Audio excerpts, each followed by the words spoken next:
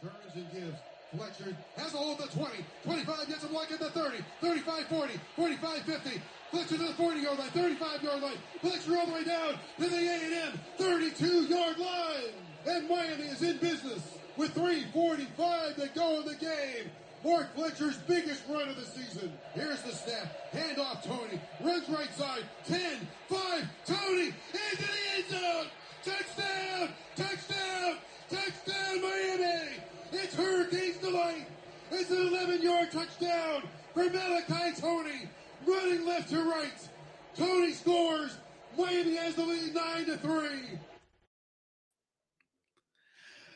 The Miami Hurricanes are back in business, everybody. Man, what a day yesterday up there in College Station, Texas. And words can't describe the scene, the way the game was played, the post-game reaction. I hope you guys had a chance to watch the video that we posted on CaneSport after the game, where we tried to capture all of the celebration going on the field after the game. 23 years in the making for the Miami Hurricanes to return to the big stage. And obviously all the kids playing in the game at Texas A&M yesterday were not even born the last time Miami played a football game with this magnitude. But the Canes found a way to finish on top, and now we're all making plans to spend New Year's Eve in the Big D, Dallas, Texas, and just a colossal opportunity and game against Ohio State. Hello again, everybody. I'm Gary Ferman, the publisher of CaneSport.com. We welcome you to this special college football playoff edition, this holiday edition of CaneSport Live. In fact, while we're thinking about it, let's get some holiday flavor up on the screen, and we're going to have a good time tonight chopping all this up and talking about everything that happened yesterday in College Station and what might happen 10 days from now when the Canes play Ohio State in Dallas. As always, this is your show. It'll be driven by your participation. We got a special guest who's going to join us tonight, none other than Lamar Thomas himself, who obviously is a pretty excited guy to see what his Canes pulled off yesterday in Houston. We'll also be joined by the voice of the fan, Bruce Warner, in the show, and of course, our whole lineup of fans who have been with us all season. We're not taking newbies tonight because we want to be able to just get everybody on that you're familiar with, who's been with us all season. But I hope everybody does enjoy the show. So without further ado here, let me go to our man, LT, himself. I like that Orange Bowl background, LT. Little throwback. Man, College Station, the 12th man, the whole thing. I mean, I've been there a couple times before, but it is just such a cool place. I mean, I don't know that I can't remember ever being in or seeing a stadium that has 4 decks. They have 4 decks, and it goes like almost up vertically. And they fit 105,000 people in there. And the thing that blew my mind yesterday was that somehow this swirling, blustery wind managed to get down to the field. I hope we have some engineers on the show tonight who can explain to me how that happened, because I don't know how that's possible, LT. But it obviously had a huge effect on the game, and I want you to talk a little bit about that here in a second. And Miami really played a defensive ball game with no margin for error and did it impeccably. And the offense was kind of stumbling and bumbling around. The game plan built around Malachi Tony, around lining him up in many different ways and places, and trying to get Texas A&M's defense to think too much and make mistakes. And man, they didn't make mistakes. And the Hurricanes blew a few opportunities to get out ahead of the lead, and then you have a close game in the last half of the fourth quarter. But big-time players make big-time plays in big-time games. We've heard that over and over and over again. LT, they put it to practice. Give us your thoughts on everything you saw yesterday.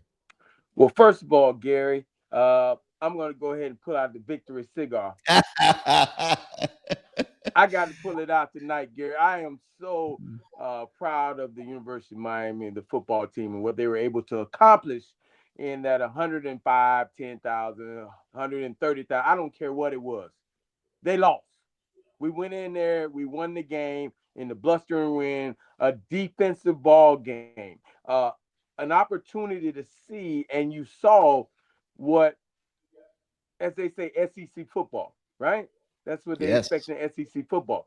We were to dominate the line of scrimmage, both sides of the ball against a good team. Uh, Man, I couldn't ever, I couldn't be so proud of what we were able to accomplish. I mean, yeah, I get the Florida fans, I get the Florida State fans, I get the people that are sitting on the couch, the Lucky Charm, the Notre Dame people that are eating Lucky Charms dipped in red wine on their couch. Okay, hey, we were there. We won the game. It wasn't pretty, but we won the game. We were there. You weren't there. You didn't deserve to be there. Shut up. Shut up, Notre Dame fans. Shut up. LT, you say SEC football, and Mario's built this program to be able to do that, and that's why in the days leading up to the game when we were doing these shows and stuff, I kept mentioning that like Miami is built for this moment and this game, and it was because I felt like when it came nut crunching time down in the fourth quarter, that they could do exactly what they did. They could go to power football and they could find a way to get it done. And man, like it was almost too perfect. I mean, when Mark Fletcher busted that big run, I was like, oh my God, and then the way they managed the rest of the drive, and people are debating, should they have scored the touchdown? Yeah. Should they have just taken a knee at the one? Yeah. I say there were 4 missed field goals Yeah. in that game, LT. Yeah. I mean, I'm not putting that thing in the hands of the kicker the way the defense was playing. I mean, I'm scoring that touchdown and I'm playing defense now. I personally did not like the way they played defense on that last drive. But your thoughts on all of that, the ability to power the football down the field, the decision to score the touchdown, and the way the defense played on that last drive, maybe a little too loose. Well, let's go back to the whole thing when I say SEC football. So I've coached in the SEC, I've coached in the ACC. I always thought the difference was the depth of the big guys that were agile, mobile, and hostile. The big guys on both sides of the ball. The SEC had better, I think, players on the whole. ACC might have one or two. I was at Louisville, we had Sheldon Rankins. Sheldon Rankins was just one guy. But on those SEC teams, you got 3, 4 guys, and then you got some guys behind them, big guys that were very good on both sides of the ball, their offensive line and defense. So I think that Mario, coming from the coaching with Saban, saw this and built this team, constructed this team to have a big old offensive line and big guys that were agile on that defensive line. And that's what SEC football is. If you watch Georgia, big guys that can run around on both sides of the ball. You watch Alabama, big guys that can run around on both sides of the ball. So it's been crafted with money, of course, to get these type of team, to build a team the way he wanted to, and then build it around that. And I thought, watching the defense play, actually watching both defenses play, because I Texas A&M defense played well too. You got to, I mean, they played well. It was a sloppy game if you're looking at it from the offensive side of it. It was a game where, and I wanted to say it was a game of like turnovers, who made the most turnovers would have cost the game. But remember, we had turnovers and they held us. We didn't score because of missed field goals. But it came down to the turnover at the wrong time. That's what it came down to. He could have gone the whole game without turnover because we didn't score when we had to because of missed field goals. They were able to play defense, stop us. We missed field goals. They drove the ball down the field on us, but we were able to block a field goal because their field goal kicker decided to drive the football, which is smart. He was not going to let the wind affect the kick. He tried to drive it. He kicked it low, and I don't know how Bane got up there like that, but he levitated like Michael Jordan, and he blocked the field goal. And by the way, with short arms, by the way. God. You know, I had to throw that in there, Gary. You had to do it, I know. I could. It was a layup. But you know, that game itself, man, it had ebbs and flows. I mean, it was I wasn't used to it. I was a little nervous, to say the least. But what a great game for Miami to pretty much those naysayers out there. And when I talk about the naysayers, obviously the UF fans, the Florida State fans, and especially the Notre Dame fans, who said we didn't deserve to be there. Well, we beat the team. We beat a team, and now we're moving on. And you can continue to gripe. I all over the internet. I mean, Notre Dame fans are relentless. Oh, we would have beat you by 30 points. We would have beat both teams by well, you had your chance. Yeah, okay. They played both teams and they lost to both teams. You had your chance. Oh, now we would have beat you by 30. Well, you know, I said it's easy to say that when you're at home on your couch watching the game, eating your what Lucky Charms. They're absolutely delicious, soaked in red wine. I mean, come on, man, leave us alone. Stop watching us.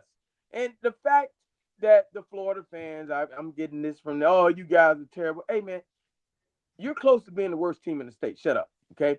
And Florida State, don't even try, okay?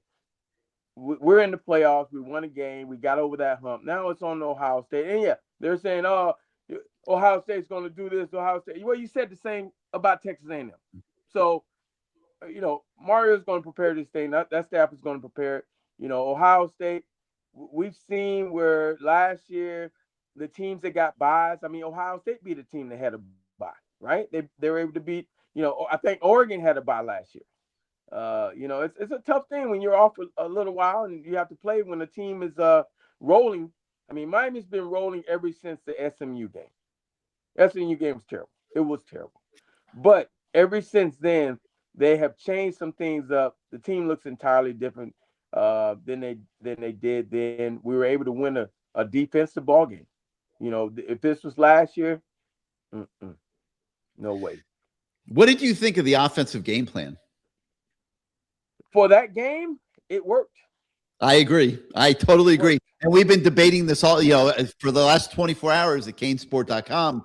And I totally agree. I liked the game plan. It was built around Malachi Tony, moving him around, creating eye candy, trying to get a really good Texas A&M defense, the best third down defense in the country, thinking, get them playing on their heels a little bit. And I believe, LT, that had they not done all that and created that mindset in the game, that maybe Mark Fletcher doesn't run for 175 yards. Well, I'll tell you this, Gary. The game plan, I thought, was executed. They did a lot of things, but they stayed within what they wanted. I mean, they tried things, and once it didn't work, they went away from it. You didn't see any of those screen passes because we talked about this, Gary. Texas A&M was probably one of the best defensive screen pass bubble game screens, plans. They stop all that. Yes. Their corners are aggressive. Their safeties are aggressive. They got guys coming from everywhere making tackles. We tried it a couple of times. We went away from it. Okay, so to be able to adjust and evolve was, you know, hey, we had a game plan. They stuck to it. We ran the football. The O-line showed their dominance, and I agree with the game plan. For this game, it was a perfect game plan. Now, you're not going to be able to go do the same thing in the Cotton Bowl in 10 days. Yeah. I don't think. I mean, I think you're going to need a lot more passing game, you know, a more traditional type offense to play that game. But for this game, in that environment, on the road, with those fans and everything, I thought it was phenomenal. And it's not that it didn't work. It's just they left 9 points on the field with the field goals. They missed JoJo Trader for an easy walk-in touchdown, overthrew the pass. Yeah. Tony misses Carson Beck on the wheel route on the backside. Yeah. Nobody within 20 yards of him didn't see him. That could have been another touchdown. Tony gets tackled by the shoestring on a punt return that was brilliant. And the guy barely touched him, but just did enough to trip him up. That Yep. could have been another touchdown. So Miami left at least 23 points and maybe more out there on the field. That game, the way it played out, the way the Hurricanes played in that game, should have been a blowout. And the circumstances kept it close, as we've seen many times this year. Miami has lost those games this year. Yesterday, they found the way to win it. Yes. All we can do is congratulate it. Yep. Now, LT, you're coming to the wild side tonight. Oh boy. Okay. This is not the Lamar Thomas show on Wednesday nights anymore. Okay. This is CaneSport Live. This is where we get lit. And things get a little crazy. We got Jake out there, and I don't know if it's Utah or Arizona. He's, pre-gaming. Let's put it that way. He's pre-gaming, drinking his wine. People will go into the chat. They'll say that he's doing lines of cocaine. He's not doing lines of cocaine. Okay. He's just drinking his wine, getting ready. We got Kane, who's like usually at work, but I see he's lying in his bed tonight. We're going to bring him on in a minute. We got our man Greg in the studio, ready to chop it up with you. But I just want to prepare you. This isn't the Lamar Thomas show, okay? Yeah, I wasn't ready for that, Gary. I wasn't ready for people laying in their bed. We get it, and then that, not to mention, the voice of the fan. I mean, when he comes on, he'll have a few things to say to you too. It's like the old times, but Bruce. It's like old times, man. It's like, hey, we're in the playoffs, and we gotta pull out all the stops here on CaneSport Live. But I got to break you in appropriate fashion. So I'm going to start with Kane, okay? Because he's like he's the self-entitled star of this show, okay? All right. So here he is.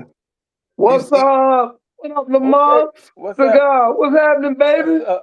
You better be ready for this. You better be ready for this because it's going to be hell to pay, baby. Okay. Beautiful game. And the one thing that Matt talked about, Gary, that was the best officiated game all year. The ACC refs can't stand our ass. I saw that live and in fashion. That game was perfected, perfect. Everybody played good. Texas A&M, they played, their defense played. Like you said, Lamar, they played their ass off. My God, they played. I ain't worrying about no Ohio State. Yeah, we got to play them. Things got to get better. But, hey, everybody, the players on the bench, everybody contributed in that game, and it was a hell of a win. And you can't take nothing for it. And there ain't a whole bunch of shit to say. We are the 305. Yeah, I live in Virginia. Gary, I'm not going to make that because here's my plan. I believe we can, go as far as we want to go because there's no dominant team. But we playing better, just as good as anybody else, maybe except for Georgia. But if we can get over this hump and get to that game in Miami, oh, hell yeah, I spent $1,500 for one game. For my boys, I got to save because I believe we will play because that's what it's all about. It's happy times. All the curse is over. Every curse we had, we can't win off bye weeks. We can't win in November. We ain't won a playoff game. The hell with it. 305, ride or die. And let me tell you something, damn it, y'all scared. Y'all didn't want us in. We in and we coming. Now they like, damn, here this shit come. It's getting ready to be a thunderstorm. It's going to be bad out here. And then with, people keep talking about the portal. Damn the portal. But I will say this. We need only free agents now, Gary. Y'all done got it the way you want it. Give me about 6 good free agents and we going to kick some goddamn ass. I'm out of here. Nice meeting you, Lamar. 305, ride or die. 2 weeks, baby. Ohio State Buckeyes, we got something for you. Jeremiah Smith, I hope we knock your ass in the next week. Just saying, you my man. You from 305, but you went to the Buckeyes. Wrong move, baby. Hey, you coming to Dallas? I ain't got the time or the money right now. I have some situation going on in my house. Pipes bust, flooded the house. I had a lot of shit going on. Battery in my car broke. Get to the championship, and I'm going to borrow $1,000 from your ass. I'll be there. One love, baby. Merry Christmas and a Happy New Year. All right, you see the shirt. You see it. Peace. All right, Kane. Thanks for coming on, man. Hey, he made one really good point about the officiating, LT. Yeah. That was one of the best officiated football games I've ever seen in my life. Well, I mean, so I'm reading on the internet, And of course, the Texas A&M fans are mad about one damn play. They keep showing the hit out of bounds. One play. It was close. It was close. But that wasn't why you lost the game. Yeah. They said, oh, it's a poorly officiated game. And maybe because of that play, the Big 12 officials, which they were Big 12 officials, I heard, they were still salty with Texas A&M. I don't get it. It was one call. That play didn't. And they didn't make it about them. They didn't make it about them. It's like so many officials want to make it about them. Yeah. You know, they didn't make it about them. There were a few borderline plays, and had they made that 15-yard call there, that would have had a big impact on the game. I mean, that might have really impacted that football game. And they were letting these teams play and decide it on the field. And the hit was maybe a little bit more animated than it needed to be. But it wasn't a dirty play or anything. Yeah. He hit him inside the line. He slung him up. Boom. And they let him go. So I thought it was really well officiated. All right, let's go. I got somebody else I'd like to introduce you to, LT, here. All right. And that's our man. We call him our man Greg. Hey, Greg. I was on a plane. Going to College Station a couple days ago, and somebody says to me, "I love Greg." Okay, he is so knowledgeable, and he really knows what he's talking about. And they were just going on and on about you, Greg. And just wanted to let you know that people out there in the Canes Nation really feel like you are the man. So what do you got for us tonight?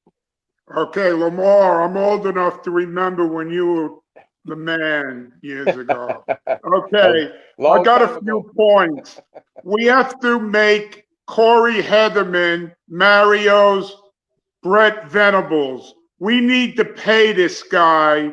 They need to keep this guy for a while. This guy is fantastic. Okay. By the way, Gary, just stepped in any poop? Horse poop? Oh, no. They had the whole thing blocked. They weren't letting that happen again. Brilliant. They had chairs blocking the bench. They moved the bench up from the wall, like up about 5 yards or so towards the field. There was no chance any horses were coming in there. And I think that we successfully raised the alarm enough that because it was a playoff game, that would not have been a cool thing to do, start shitting up the Miami sideline. So, no, there were no horses inside the stadium. I saw some outside the stadium. I didn't see any horses inside the stadium. All right, now, I need to know who pissed off Ruben Bane more, that offensive lineman or you? I don't know. What do you think, LT? Because you were criticizing Bane. And I've been telling you he's going to be a top 5 pick. Listen, I'm happy to poke that bear. Don't tell me he's not. I'm happy to poke that bear because let me tell you something. When he plays hard, he is a different level. He's let's say problem. When he plays hard, he is a different level problem. And last night, he had 3 sacks in that game. And I'm telling you, I don't even think he maxed out, to be totally honest with you. I have high standards for Ruben Bane. I don't think he maxed out. He had 3 sacks in that game, which is almost as many as he had in the entire season. And that's because he was playing from the start of the play to the whistle. And when things were getting flushed out of the pocket, he was there to clean up on I think at least 2 of those 3 sacks. And that was what I was looking for from Ruben Bane, quite honestly. And I thought that he made a big move in that direction last night, and I give him nothing but applause. But whatever gave him that edge, Greg, and I'm not taking credit for it by any stretch of the imagination, trust me, whatever it was that gave him that edge, let's do it again in 10 days. Miami's not beating Ohio State without Ruben Bane at his best. That's true. Okay, I want to go into that thing about Malachi Tony going down at the 1. If we had Borregales, I would have wanted him to go down at the 1 because Borregales ain't going to miss 3 field goals in a game, okay? I don't know about this Carter Davis. I guess you were there. It was very windy. It was windy. Okay, now a couple more. Jeremiah Smith, great, awesome receiver, but I know damn well that Xavier Lucas, Damani Brown, and OJ Federic, they all grew up playing with and against this guy, so they know this guy's tendencies. They know how good he is and what needs to be done. We're not going to stop the guy, but we need to control him. What do you Okay. think, LP? Can Jeremiah Smith be controlled? He's a bad boy, but when you have a pass rush and you get to a guy that's not mobile, things speed up. And if you can get it to speed up and throw the ball before it's supposed to be thrown, it can cause a lot of problems. A lot of problems. Right. That's old Miami football right there. That's old Miami football. Put enough pressure on the quarterback that he get everything gets sped up. He's getting rid of that thing, and it's usually an incompletion or an interception. Okay, Gary, what did you think about how Markel Bell played? I thought he was fine. I thought he did a great job. Did Cassius Howell was he playing? Yeah, I don't remember even thinking about that guy the whole game. Right. So him and Francis did a great job. But, okay, my last point. Are you going to get everything on the show tonight? I don't think he's appearing. He's been missing in action for a month. Oh, yeah, I thought so. Okay, my last point. I think Texas A&M needed the 13th man, not the 12th man. All right, Gary, Lamar, thank you for all your great play through the years. And pleasure talking to you. I hope we win next time. Are you coming I'm going to the Fiesta. I can't go to this game, but if they win, I'm going to where is it? Glendale or wherever. Phoenix, Phoenix, yeah. Okay. Happy all right, holidays, Greg. G-Money. Happy holidays, Take care, buddy. Yeah, happy holidays, Greg. All right, let's. This is a whole different show. You ain't lying, man.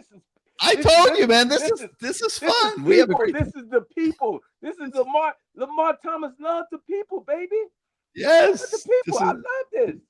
This is the format, dog. This is the people show, and that's why. I mean, we probably should call him the voice of the people, I guess, but we'll call him the voice of the fan and bring him in. You recognize it? Hey, man, we back. This is like old times, baby. It is like old times, yeah. That and you know what? on your face, bro. I haven't seen a smile like that since we got rid of Manny Diaz.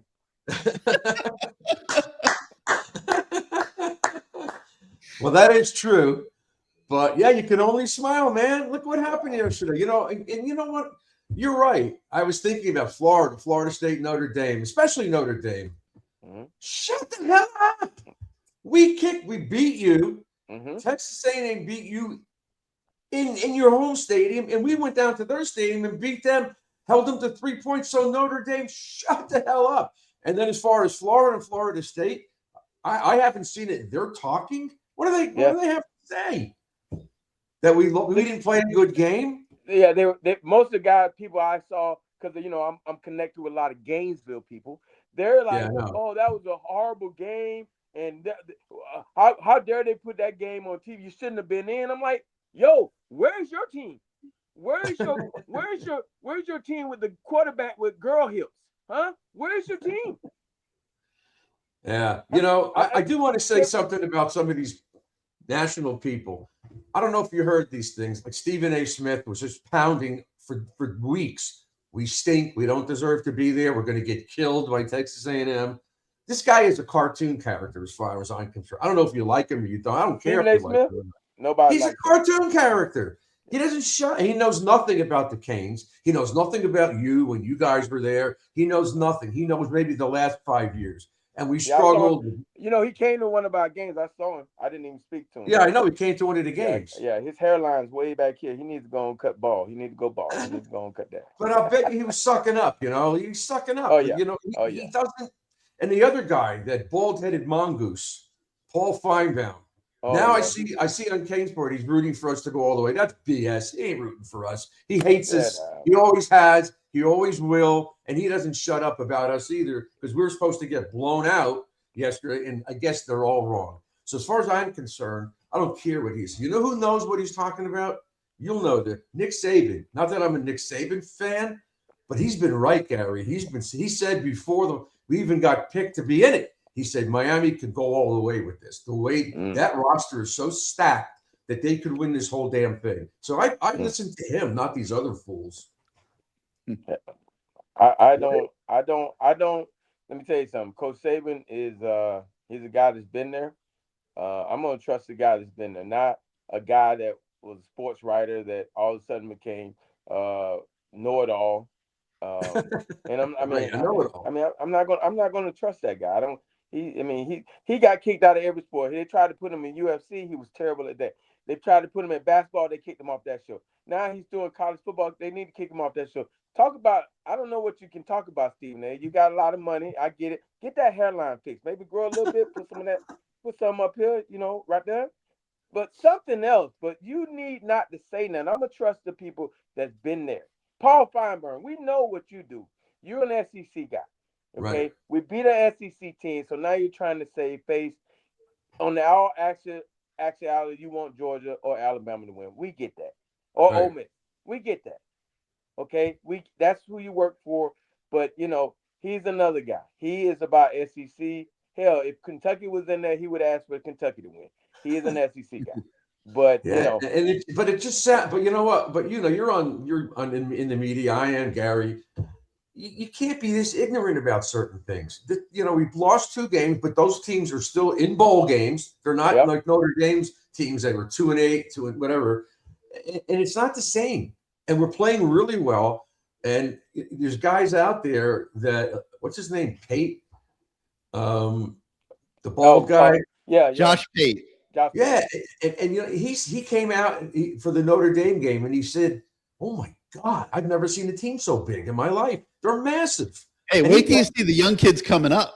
Yeah. I mean, we were talking about the size of the O-line earlier. I mean, wait till you see some of these young kids who are just being redshirted this year and working in the strength room and building themselves. I mean, these kids look like NFL offensive linemen. They're true freshmen right now. Wow. They are recruiting. They just signed the top offensive lineman in the country. Many people think the top player in the country. This ain't going anywhere. This physicality, this brand of football that Mario's put together, it is not going anywhere. And they just keep building upon it and building upon it. Well, you know what it comes down to? Money. I just saw a coach from, I'm not going to say the name of the program, but he was like, man, Miami's coming after my guy. I mean, they're coming after my guy. What are we going to do? We get them in, we develop them. They're coming after, they have the money. I said, it goes, yeah, we have the money, but I think it also goes to Miami, the city, the culture. Okay. Yeah. Why would I take $1 million? Let's say I'm just throwing out a number, or 3 million, whatever. Let's say, why would I take $3 million at Alabama when I could take $3 million in Miami? Right. Have a more of an experience. It's definitely Mario has built something in this team and the excitement. Okay, I think I believe last year with Cam Ward, we had more excitement than we had in a long time.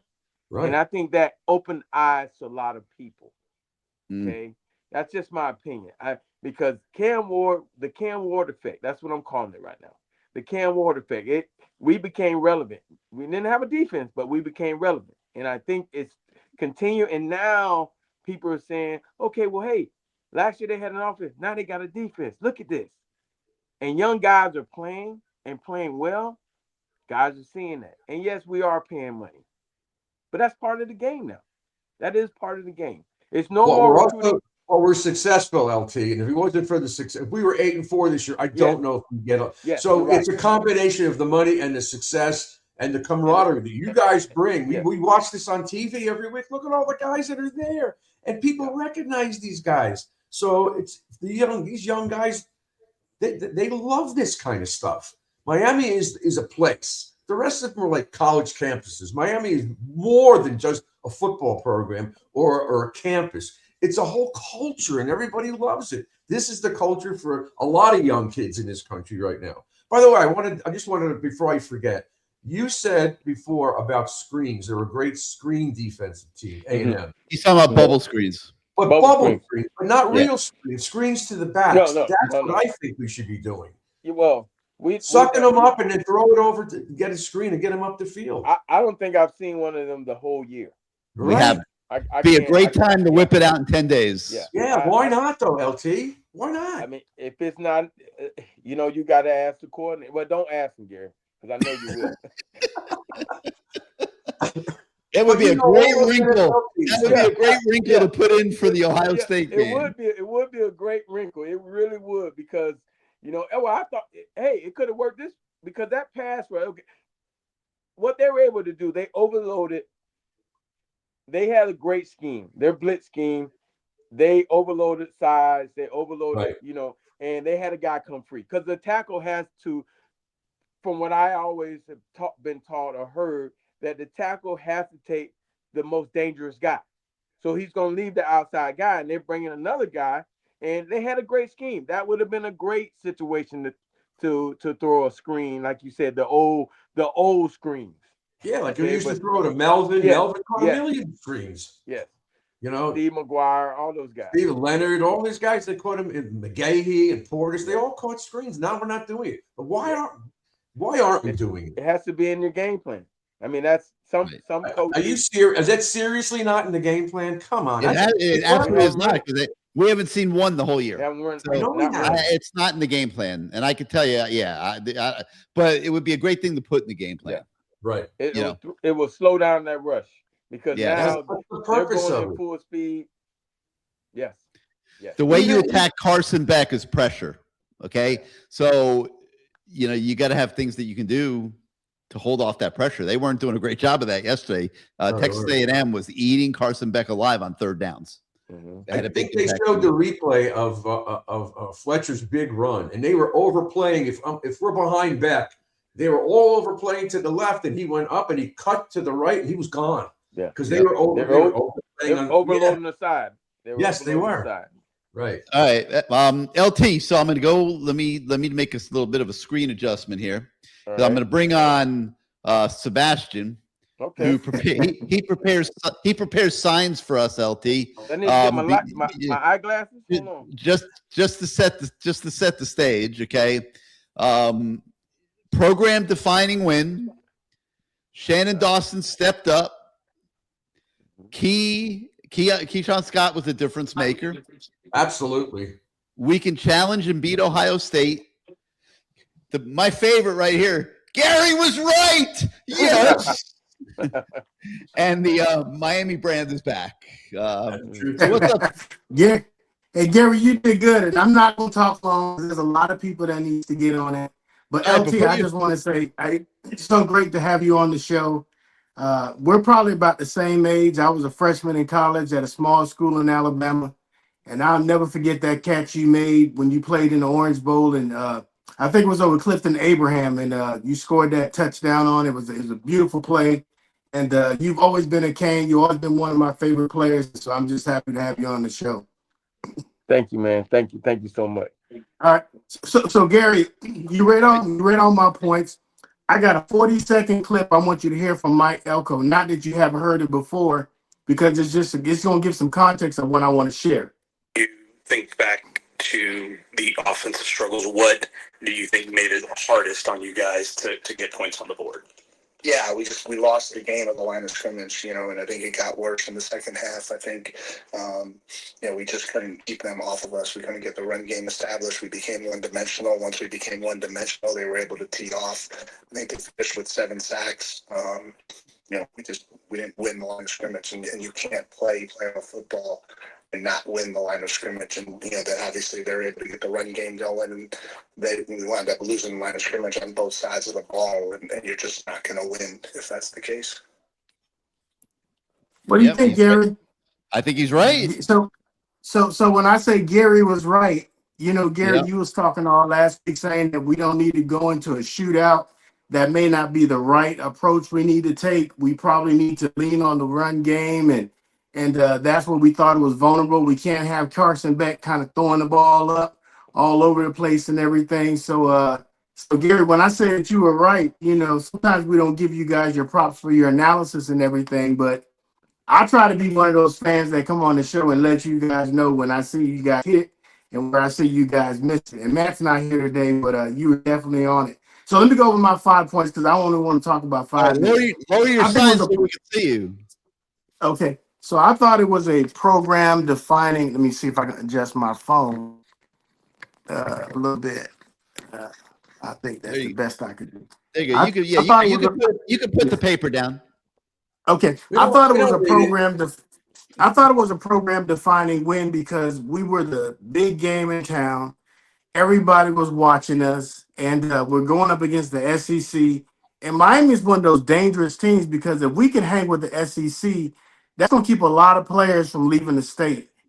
And, the Jeremiah Smiths and, the Calvin Ridgely, all these talented players, it's just going to make that pull to go out of state that much more difficult. And so I thought it was a program defining win because I can't tell you the last time we've won a game of this particular magnitude that has made that much of a big difference.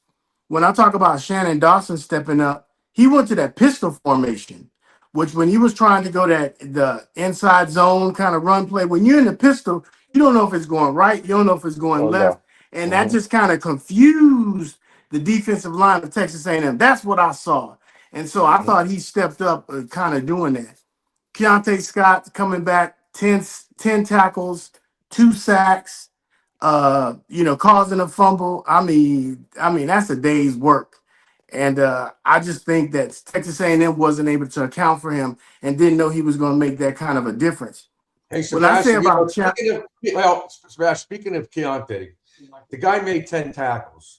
But the beauty of it is they're not all in the safety position. He's in the backfield a lot. That guy is such a difference maker. It's not even funny. You got to watch him. You look at safeties. Okay, he's back there. But he's not always back there. He's in the backfield like Bane and them guys. He's incredible. That's a great point. He was spectacular yesterday. He was a difference maker because when I didn't know what run fits meant. I didn't know that concept. I didn't know what that word meant. When they say run fits, and it's hard to get outside Miami because he just takes the zone away. He just takes the ability from you to get outside. And when they talk about run fits and fitting all the gaps and stuff like that, like I understand it. And I just think he puts a lot of pressure on the offense when they have to play him. When I make the point about we can challenge and beat Ohio State, I just kind of feel like, we have a redshirt freshman quarterback. They gave up 6 sacks all year, but that was all year. But in the championship against Indiana, they gave up 5. So they better bring that run game because if their run game is not there, I just kind of feel like that pressure can get to them. Now, I think we're going to have to score some points when we play Ohio State, but I like our chances, and I love the fact that we're there. And the last point I make is I don't want to interrupt, but I have no choice because you and I know each other for the last several months. So I interrupted my point to make with you. So in terms, if we lose to Ohio State, do you believe, and you guys as well, that the country's going to say, they suck. They didn't belong in there anyway. Because everybody's got 131 teams, and we only root for one. But all these people that hate our guts, anybody who beats us, they jump on their bandwagon. And I just expect it. I hope I'm wrong, but I'm sick and tired. If you lose this game, nobody's saying anything about you because they're moving on. They're not. No one. Yeah, it's like no, but it's too far into the deal now. I think it's going to be a close game. I think karma is coming for Ohio State. They took a national championship away from us. It's going to be a great storyline. What I hope not to see in the next 10 days is for us to get our head too big. We're going to have to prepare, right? We're going to have to prepare. And if we prepare and we go into that stadium, if it's a close game, I like our chances. I even like our field goal kicker to kind of bring us out, really. I thought he had a horrible game because of the wind and all that stuff. But if it's a close game and it's in the fourth quarter, I like our chances. I really, really do. I like our chances. And man, I just want to say that the Miami Hurricanes, what they did this yesterday, they gave Hurricane Nation a Christmas present. Because guess what? Everybody's going to enjoy their Christmas. And I tell you what, it's going to be so special to be on New Year's Eve, getting ready to be around family, watching the Miami Hurricanes. What do you guys think about that? Yes, sir. Yes, it's Well, going to be very special. I have not told my wife yet that the game is on New Year's Eve, but she's going to find out soon. Okay, did you see Kelvin Harris's comment that I took Geritol pills tonight so I could stay up and my be? God. He's always, Gary, this is my last comment. I mean, if we ride this thing to the national championship game, I believe it's in Miami. It is. It is. It is. It is in Miami. Yeah, you froze, Sebastian. Yeah. But yeah, no, thanks, Sebastian, if you can hear me. Yeah, it's in Miami. It is in All Miami. Right. LT, question for you. All right, he mentioned the kicker. Yes. Carter Davis came to Miami to be the kickoff guy. Okay, right. Nobody was expecting him to be the field goal guy. He had like a 35% percentage at FAU last year, not very good. He legitimately beat out the guys that were in front of him. Abram Murray in the spring, and now Bert Auburn here in the fall. He beat them both out and got the kicking job. He had a really good season this year too. Well, you remember he had the game-winning kick against Notre Dame. Notre Dame. Yeah, I mean, yeah. I don't think yesterday's going to hurt him. So what happens now? So he misses these 3 kicks and in bad conditions. The first one, the wind just took it and it sailed on him. Then he tried to. It was in his head clearly, and he missed the second one. I've never seen a field goal miss so bad. Yeah. I mean, it was like 25 yards right of the right upright. Like he totally mishit it. It was the equivalent of Lamar Thomas on the golf course. Duffing a 6-iron. Okay, it was a total shank off to the right. Okay, and then the third one. So now he's trying to play the wind, and he aims a little bit left, but the wind doesn't take it, and it doinks off the goalpost. LT, like, is there a lingering mess from that mentally? I don't think so. I mean, you got a lot of practice to go. I think again, the guy's kick. I didn't even know who. Remember the first week I was talking about the guy so bad. He didn't have a greatest body. I didn't know who he was. I was talking a little bad about the guy, but he had a great season. And yeah, that was tough. Even their field goal kicker, he tried to do. The wind was in these guys' head. That first kick, he tried to drive it, and because he tried to drive it, we were able to kick it to Ruben Bane. I mean, and I get what he was trying to do. He tried to hit a low runner, and it wasn't high enough. I mean, Ruben Bane with short arms. I mean, you remember he had short arms. Isn't that right, Gary? He has short arms, so he can't jump that high. Have you seen the tree trunk legs he has? Right, so he wasn't that high, and he was able to block that field goal. So it was playing with all these kickers' minds, their kickers, our kicker, and it was just one of those days. I think this kid is going to be just fine. LT, you mentioned it before. It seemed like he hung in the air. He like Dr. J. He went up, and I said, he went up too soon. Yeah. And he stayed there, and then the ball hit him in the hand. He blocked it. That was great. Somehow he was able to push. I don't know how he was able to do it, but he was able to put his arm out and continue to go higher. And it worked. It worked. All right, let's go to JC. JC, welcome to CaneSport Live. What you got for us tonight? Yes, we won. We won. I feel like I'm Michael Irvin. We won. We beat these guys. I haven't felt this way in a while. If you could, you would give Lamar a kiss on the cheek right now, wouldn't you? I'll blow one. I'll blow a kiss. Did you see Mario called it disgusting last night? Let's not do that. I got to talk to Mike about that. That was a I'm wet glad I pitch, could talk man. to you, Lamar. I got so many memories of you, and I remember when you were going up that. I know this is not the Lamar Thomas show, but I just got to say, I remember you were going up the left sideline. You had to run a little bit quicker against Florida State. You caught that touchdown with Craig Erickson. Yeah. You fell on your back when you caught that pass against Nebraska. Yeah. And I always remember you broke Michael Irvin's record against San Diego State. I always remember that when you caught that. Dude, I got a trivia question for you. Who threw me that pass? Against San Diego State? Yeah. It was Gino Toretta. Nope. No, it was Frank Costa. It's Frank Costa. Gino took himself out the game, selfish bastard. He took himself out the game, and Frank Costa had to throw me the damn one catch.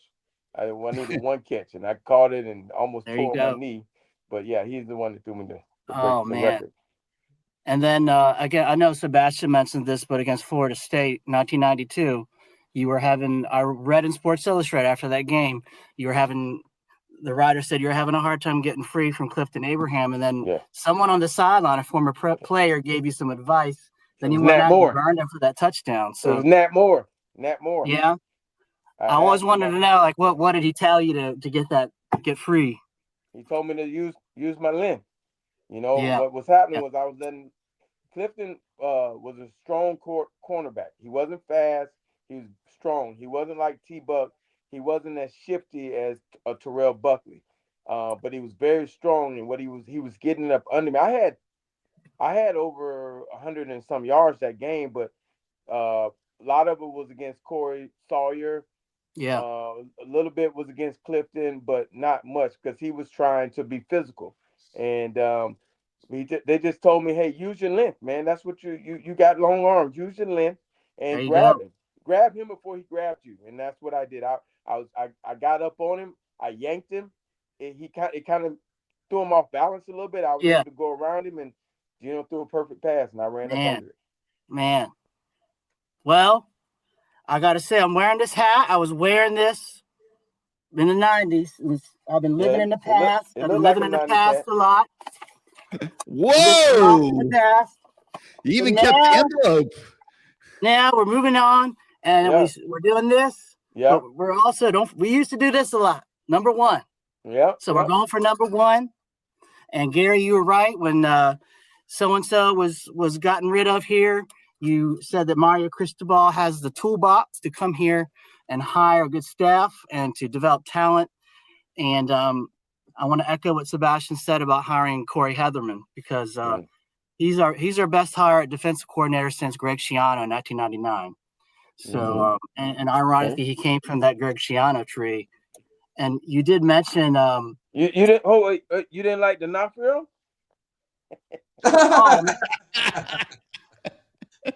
Oh, no. Onofrio, Coach No D. Yeah, exactly. Gary, you said you've been talking about we're built for the playoffs. So I was wondering, do you mean to say that's because of our strength at the line of scrimmage? And if so, if that's what you mean, and if the ability with the game on the line to put it in the hands of your big boys up front and power the ball down the field and get the points you need to win. And that's a unique trait to have. Not too many teams in college football can do it the way you saw Miami do it last night. And, it's not too different than, March Madness or the NBA playoffs or, the whole NBA season. You see teams running and gunning up and down the field. They get into the playoffs and it becomes a half-court game. And if you can't execute a half-court offense, you're not going anywhere in the NBA playoffs. Well, it's not that different in college football. Like, Texas A&M all year long was racing up and down the field. They averaged 36 points a game this year, JC. Well, yesterday they had 3. It was a different type. It was a different type of ball game. The Miami defense was a different type of monster. And that's what I'm talking about, being built for the playoffs, being able to do what Miami did yesterday offensively and being able to do it defensively as well. Miami, Gary, I don't think A&M played Bama, Georgia, or Oklahoma this year. They didn't. They didn't. So that may be one of the reasons why they're averaging 36 points a game.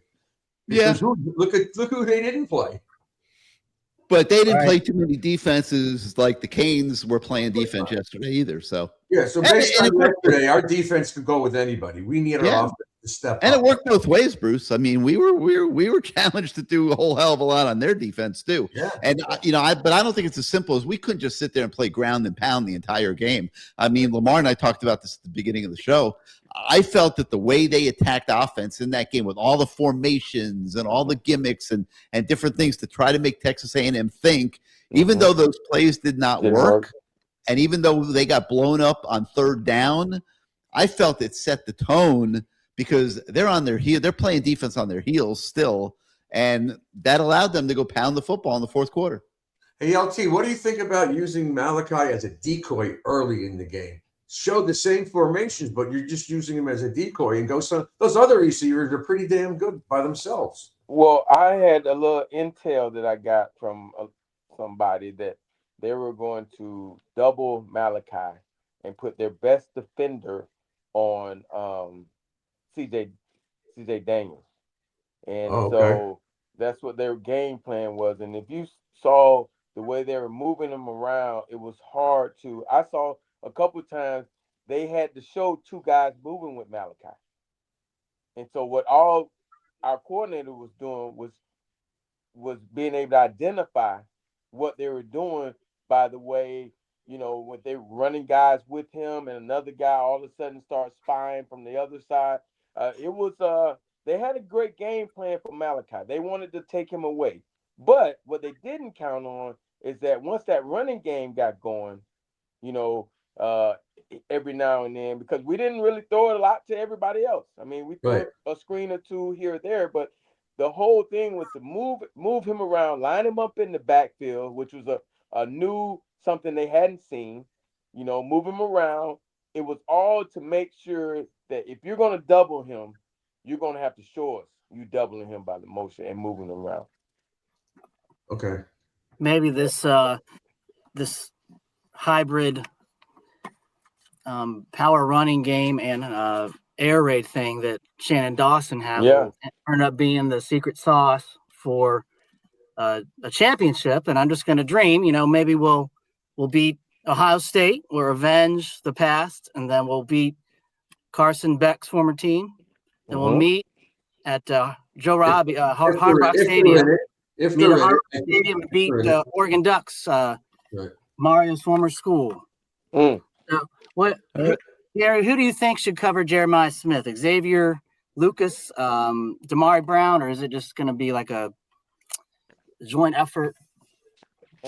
More could be Frederic. What do you think, LT? Do you put one guy on him, or do you just play within your scheme? And I mean, Miami's got big corners. I mean, well, the thing is, also, our safeties. I was going to say, make sure we get some safety help, but our safeties are counting on a lot in the run game.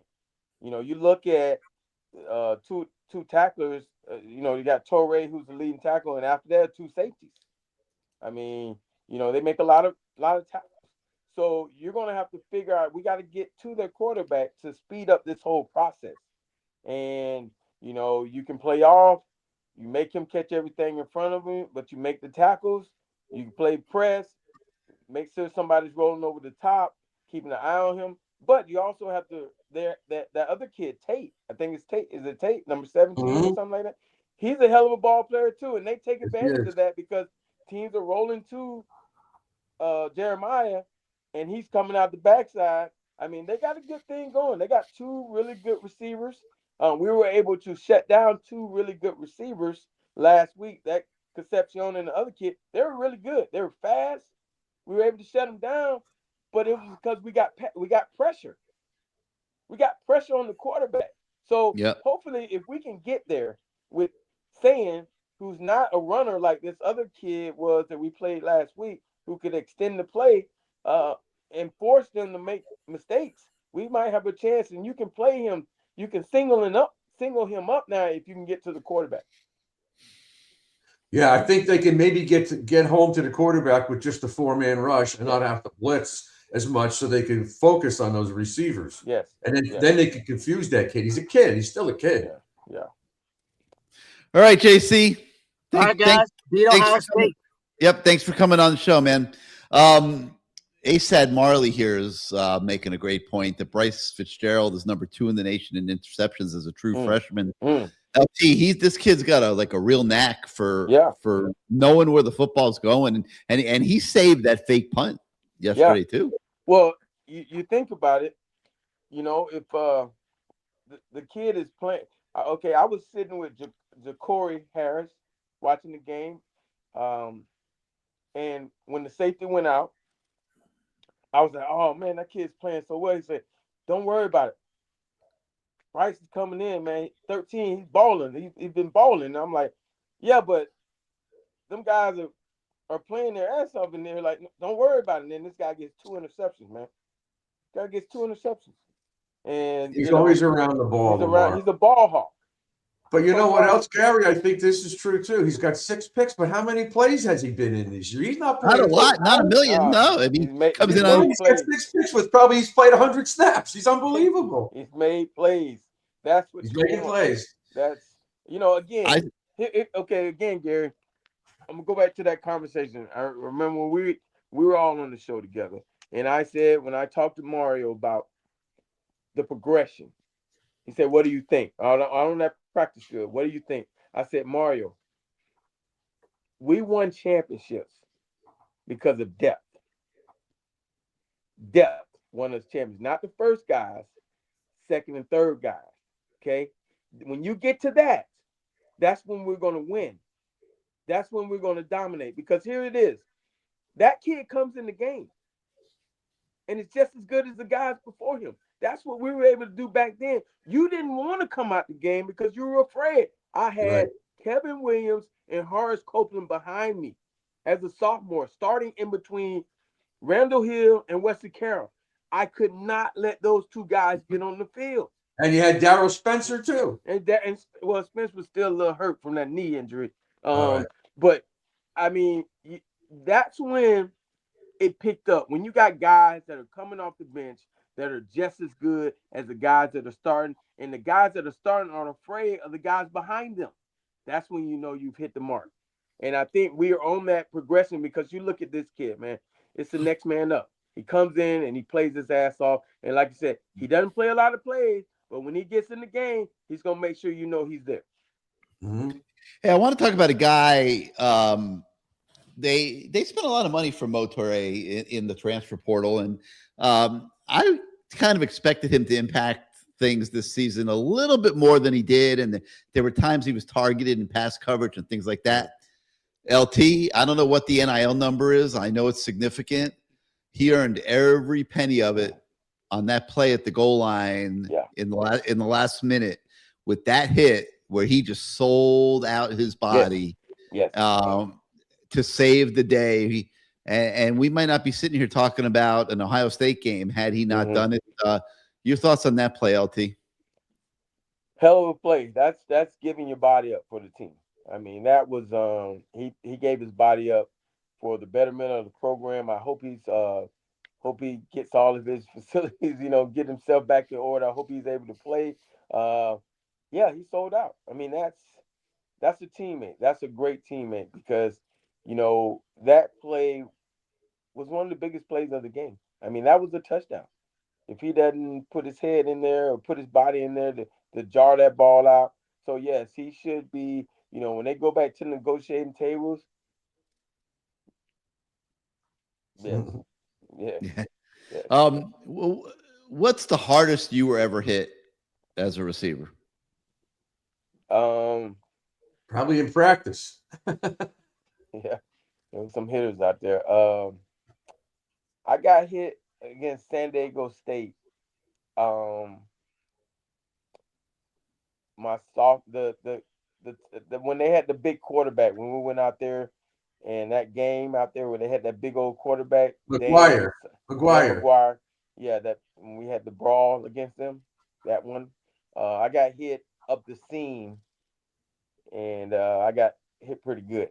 I mean, I got hit right in the face from a guy coming downhill, and it was I literally thought my career was over because he hit me so hard that I thought my knee was messed up.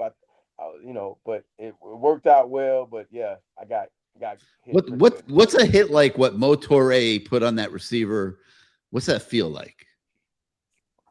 I mean, obviously, it's one of those things where you're concentrating on the ball, and when you go to catch the ball, it's surprising. Sometimes a guy's going to hit you because that's part of the game. You're going to get hit. You're just trying to figure out when. And can you tuck the ball away? Can you cushion the blow? And sometimes you get hit before you're able to kind of move and not get hit as hard or cover up a little bit. And those are the ones that hurt the most because it's coming. You just don't know when. And then the ones where you think it's a zone. I see it's a zone. It should be nobody in there. And then all of a sudden you get hit. Those hurt too. Because you're running full freaking speed, not thinking that you think you read the coverage right, and they surprised you. They did something. They robbed the middle, and you're running straight through the middle, and all of a sudden, wham! I mean, it's part of the game. It's like running into a wall. If you've never run into a wall, then you've never run across the middle. I mean, it was nasty, man. It was absolutely nasty. All right, let's go to Uki. Uki, with us? Yes, Happy sir. holidays. Happy holidays, fellas. What's good, y'all? What's good, Lamar? What's good, Bruce? Hey, man, I just want to talk about Miami respect, man. I hear a lot of, Vanderbilt had a great season this year, and it was so much admiration for Vanderbilt, who has done nothing in the history of college football, who has contributed nothing to college football. You can tell the story of college football without Vanderbilt, and you can tell the story of college football without Texas A&M, but you can't tell the story of college football without and I'm talking about the University of Miami. So we deserve our props. I don't care how long it's been since we played for a meaningful game or won the SEC, ACC, or whatever. We deserve our props, just like all them other blue bloods who haven't done anything for years. Notre Dame, Georgia before 2018, they had won a national championship since the year I was born. All those programs that y'all love to give props to, no matter how bad they are, no matter how whatever, we deserve those props too, because we are the fathers of modern day college football. I don't care what nobody say, even the modern day SEC football. Because if you think about it, 2001 team, that's what we see now. Big linemen that are athletic, they can move. That was 2001. Along with big athletic linebackers and safeties, receivers. You know what I'm saying? That team was the prototypical of what the SEC became. And then you look at what Nick Saban did when he came to Notre Dame. And what's the first thing he went and did? He went and got a strip the kid history coach straight from Miami because he wanted the blueprint. So all this talk about, trying to downplay us, like we ain't been in this position before. Like we ain't been one of those teams. You know what I mean? And people talking about the money. We just played a team that spent more money in the last 5 years than anybody and beat them, in NIL. Now we're about to play another team that spent more money than anybody in NIL. So, we spent a lot of money, but we ain't outspent the two teams that we just played. So, you know what I mean? It is what it is.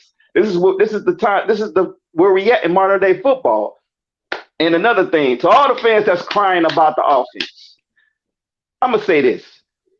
When you tell me a time in the last 20 years Miami wins a game like this, you tell me in the last 20 years Miami wins a game 10-3 on the road against a hostile environment. You show me a coach, a defensive coordinator, an offensive coordinator that you believe that could have won a game like this in the last 20 years. You know that Mario went into Ohio State before when he was at Oregon and beat them. You know that. Yeah, I know that. But I'm talking beat them very much the same way that Miami beat Texas A&M yesterday. Exactly. So that's my point. So people crying about the offense, or that they talking about they was conservative. He was conservative for a reason, because you wasn't playing against NC State. You're not playing against Pitt. Okay. You go out there in a bad weather game, your quarterback throws multiple picks. we don't win that game. So you played that close to the vest. You won the game with the running game. Yeah, you took some shots when you could. You made some little trick plays in there and everything. And it didn't work out.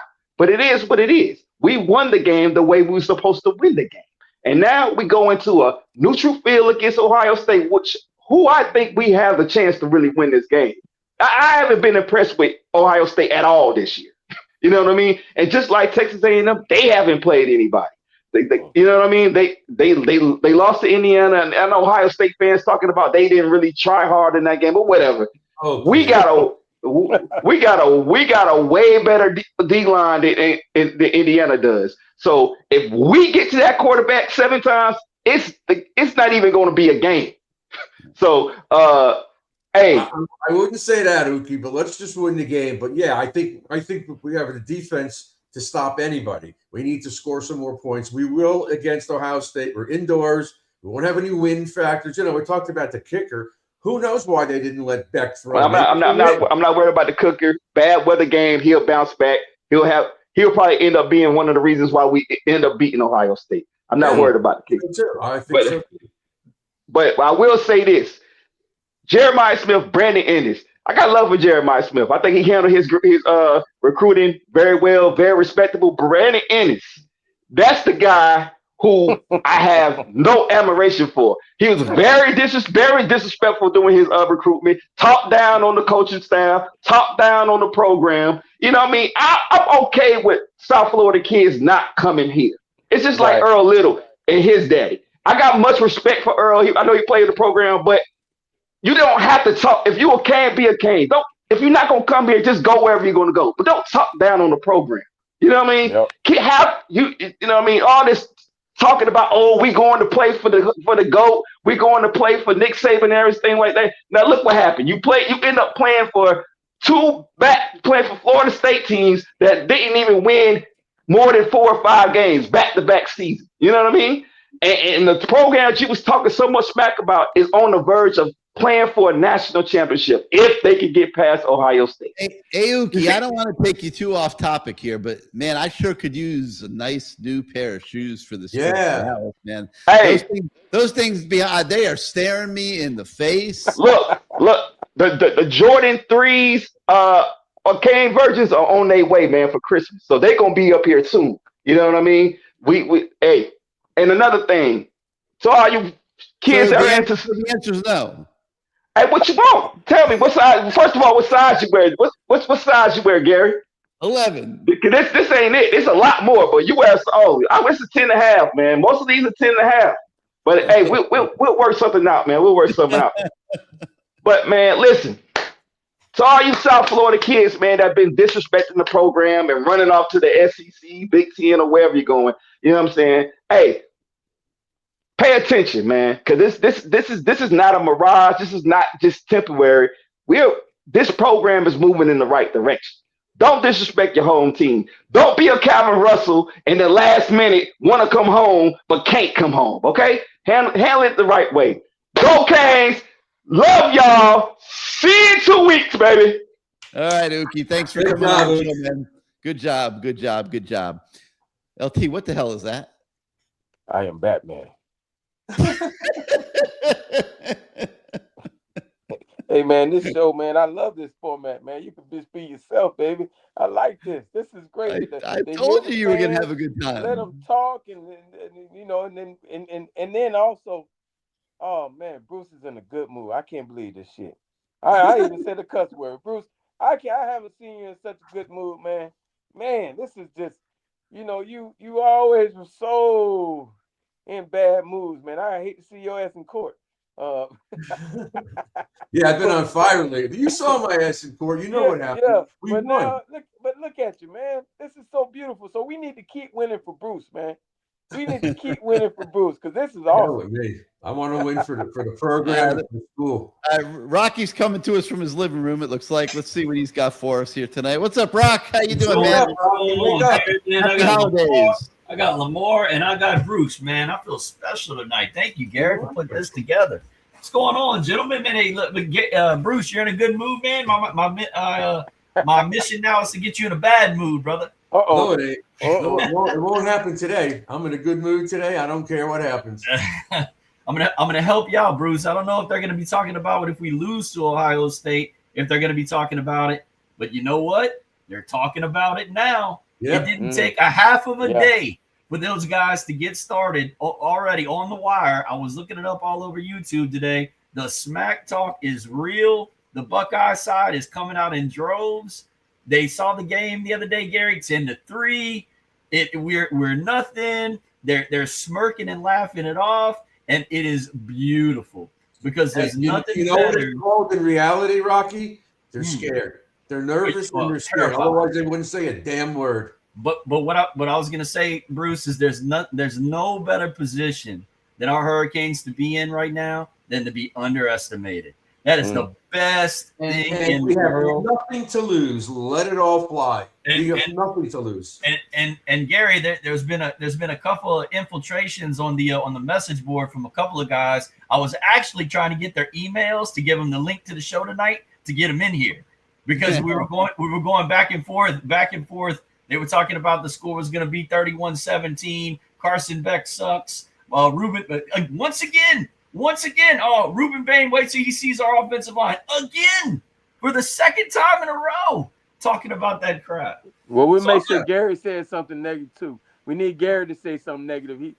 Gary gets under the skin too. So I got nothing to say, man. I mean, I think I still don't think we've seen the best. I mean, I thought he was pretty good yesterday, but I still feel like there's another gear. Well, my deal is how does this keep getting overlooked? What do we have to do? I mean, they came in there yesterday against an offensive line in Texas A&M that was probably one of the best offensive lines in the SEC, if not the best, and we hung 7 sacks on them. Or so they said. Or so they said. Or so they said. Said, yes. But before we play, they're the greatest thing since sliced bread. Yeah. After we beat them, they had a bad day. They weren't that great. They had a weak schedule. Man, shut up. Don't give me that crap. They were pretty good. I'm not going to talk those guys. They were pretty. I thought they were pretty damn good yesterday. That was a good team. Look, we just held Texas A&M squad that averaged 36 points a game to 3 points. Damn the win. I don't care about the win. 3 points. That's championship defense, fellas. Yes, it That's was. Championship defense.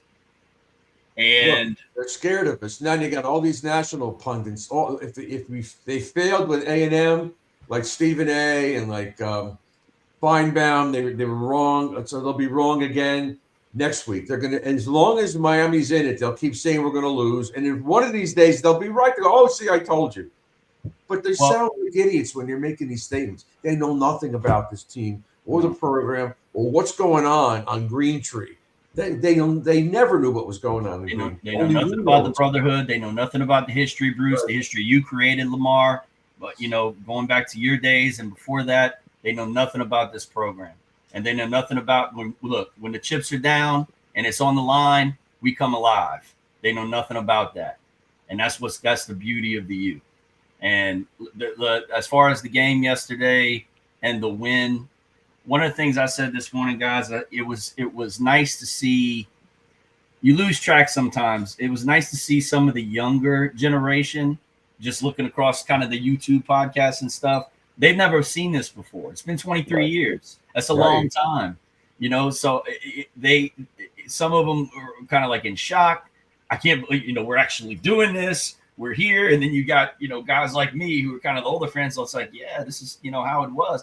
That was just a cool kind of dynamic to go through that. But I mean, look, yesterday, hats off to Mario Cristobal. Hats off to the entire staff. Gary, I don't know about your theory about the offense, but we'll let it go. I'll let that go. You mean about liking the game plan?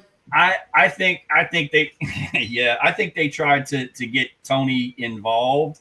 I don't know if that was a smoke screen to help them run the ball later with Mark Fletcher.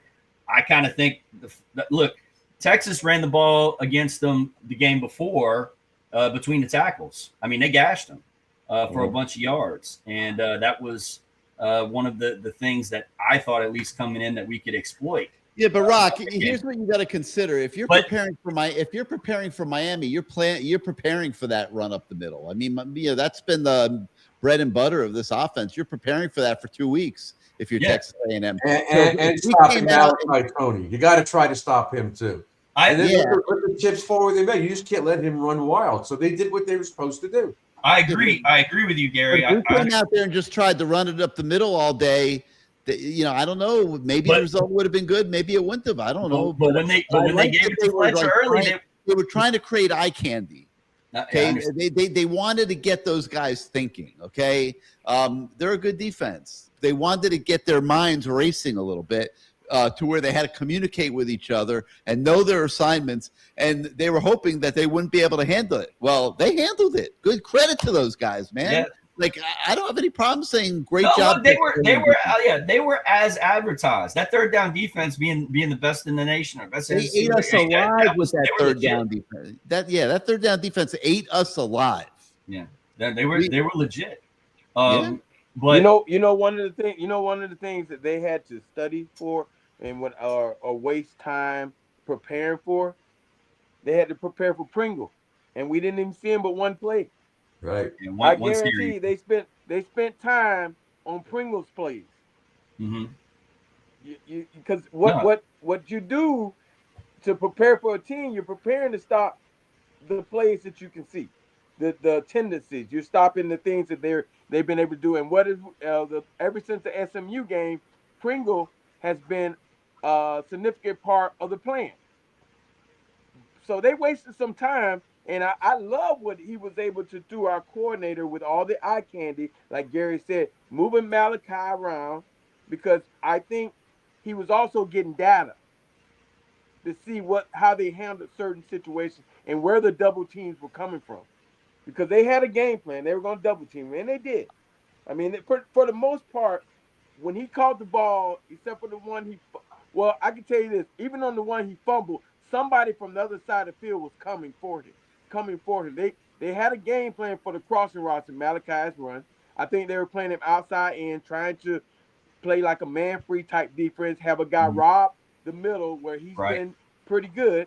They had a great game plan. And like Gary said, their defense. There was a shadow to the inside and somebody playing on his outside shoulder. If I take away that touchdown play, which was considered a pass because they threw it forward, he had 4 catches for 10 yards in that game. Malachi Tony, baby Jesus. Now, I have no problem at all applauding Mike Elko and that game plan that he put together. I thought it was fantastic, okay?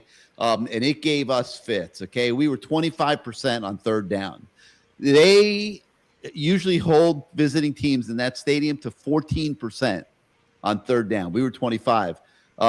We were 1 of 6 in the first half.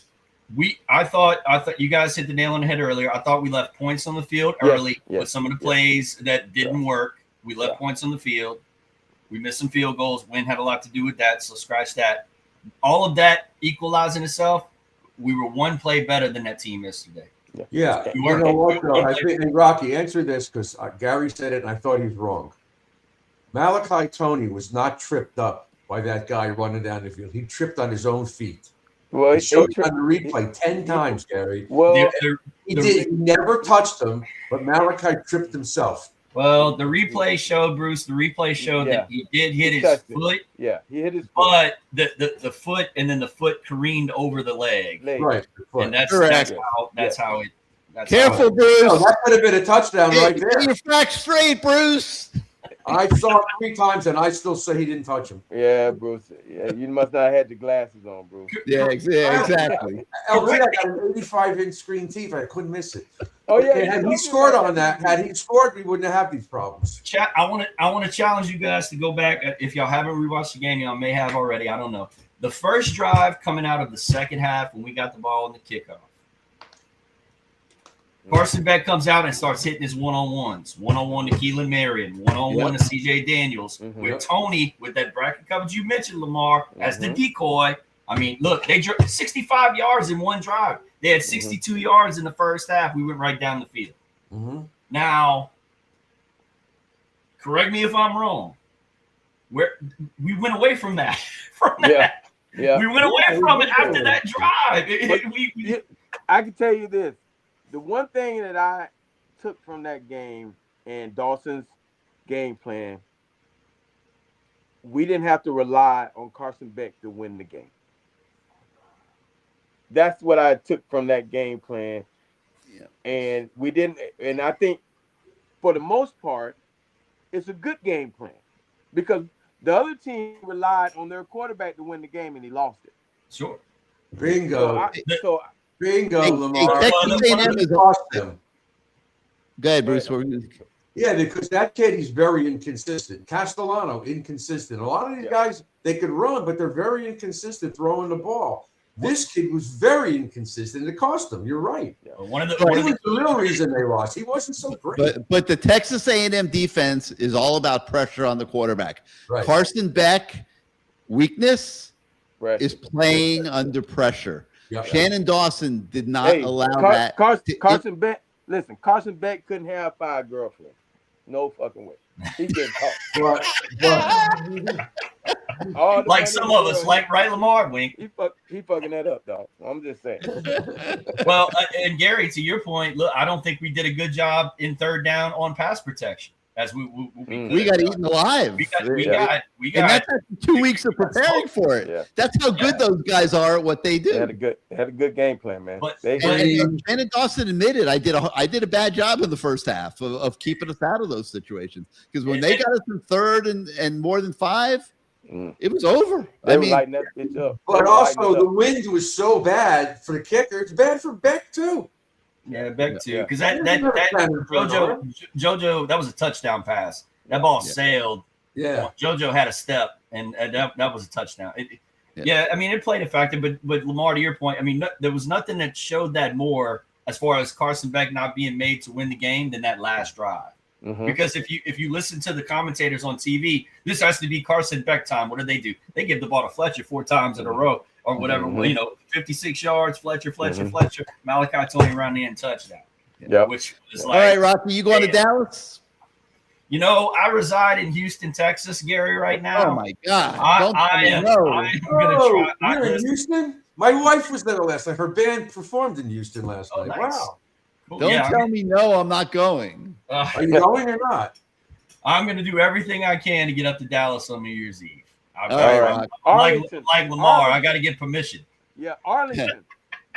Lamar's getting permission, trust me. All right, Rock. Have a great wait, Lamar, look, if Gary allows you to change your format to this, I'm there, brother. All right. Thank you. All right, Rock. Thanks, man. Thanks for being on the show. So Zach Lesnar says, I don't think Miami has enough offense to beat Ohio State. What do you think, LT? I think we do. I think that I don't think, and I have to go back and I've watched Ohio State a couple of times this year, but I didn't think there was anything too special. I really didn't. I've always thought of they've had over the years corners that were overrated. I didn't think they played a lot. I thought they had good corners, but they never pressed. They had a great pass rush. They've had great pass rushers over the years. And again, when you have great pass rushers, your corners can get away with not being great, okay? Because it disrupts the passing game. But I just don't think that they're. I'm gonna keep going back. I'm gonna study too. But from what I saw, I didn't think they were anything too special. I mean, this Did you see anybody give them a hard time other than Indiana? Did they really have any games that were that competitive? No, not really. No, they haven't been in the stuff that we've been in. We've been there with a lot of these games.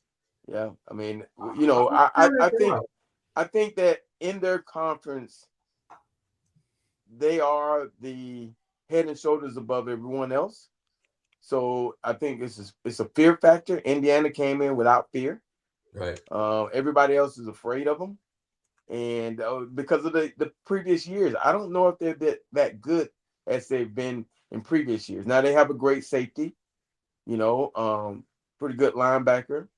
They have talent. That D lineman is really good. But in years past, they've had a lot of guys, and I don't see a true bunch of stars, like true stars on that team right now. Again, I'm gonna drive into it myself and watch a game or two, but Indiana wasn't scared. No. And if you take them on and you're not scared and you have just as many athletes, they seem to wilter a little bit and wither away, because they can say what they want. Oh, we didn't take that game serious. Yes, you did. Nobody wants to lose. Right. Nobody wants. And don't you think the pressure is all on Ohio State? Yes. We have no pressure, none. I don't think.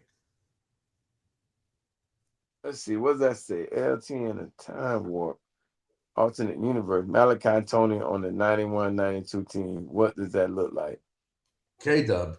It looks like Kevin Williams. It's Kevin Williams. It's Kevin Williams. That's what I was thinking. Kevin Williams might have had more top speed than him. Yeah, I think Malachi probably better lateral movement. I think Malachi is a really good football player, that he's seasoned. I think he's very smart because of that. From what I've heard, he played quarterback for growing up, so he knows the game. He's been taught the game. That's why a kid can switch positions and go to quarterback and win you a state championship without missing a beat. Actually, better than your 5-star quarterback. Yep. He's a football player. He's a true football. He just doesn't have that top end. Like Kevin Williams on that punt return, that's a touchdown. Because he's running. He has that gear to get away from you, right? Mally is such a smooth runner. He's going to accelerate the quickness, the burst, the here to there, and get a move on you, but he doesn't have that true burst to get away. But he's young. That's the thing. This kid is young. Hey, maybe he'll get in, start doing some track stuff, and obviously he's going to get stronger. As you get stronger, you're going to get faster. Mm-hmm. And so it's so much in front of this guy, man. I look at his numbers, 90 catches already, 8 touchdowns receiving already. I mean, he's going to blow everybody away. I mean, Mike is 24 or 25. I'm 23. He's going to pass that. I mean, maybe year 2 in this career. I mean, this is unbelievable what this kid is doing. He's an unbelievable talent, and he's a nice guy. You talk to him, he's very humble. Maybe, and I want to say that I'm looking for he got to be this, he got to be that. But everybody I talk to says the same thing. He's always been this guy. I hope he stays that way, because I'm pretty sure he's getting a pretty big raise. Well, you know what else? He deserves it, because not only is he good for that football team, but he's good for the university. He's good for the community. He's good for South Florida. And if every kid down here sees that and sees what he's been able to do coming up through all the youth programs and stuff like that, they'll want to go to Miami because of him. He's a perfectionist, Lamar and Gary. And I got a funny feeling that after that ball got stripped out of him yesterday, he's going to spend the offseason working on strength. I don't think he liked it at all. He just put his head down. He was just making a spin move. I'm not saying he did anything wrong. I don't think he fumbled. They stripped it from him. But I know how the kid's mentality is. He wants to work on it. He doesn't want anything stripped away from him again. That's why Lamar never tried to do spin moves. Lamar used to go vertical. Yeah. I wasn't really big on the spins. I mean, I wanted to see the guy before he killed me. It would look like a pirouette and a ballet, man, if you were trying to spin around. Yeah, I was too tall. Yeah. All right, let's go to Morales here. What's up, Morales? Welcome back to CaneSport Live. How you doing tonight? Doing great. What's up, fellas? Push your camera a little bit for us if you can. All can right. you? It was there you go. There you go. A great day. Yes. It was a great day. And I spoke to you last week, Gary, and I called it. I said, you got to play like you played in the beginning of the season. You got to run the ball. And that's what they did. Obviously, they had a lot of trick plays in there, but I'm going to have to agree with you on something. I don't know if they're able to do what they did on the ground late in the game if it wasn't for those trick plays or those other plays that they had, because that kind of, you got to start thinking, and you're worried, and you can't make that quick, you can't rush in there too quickly.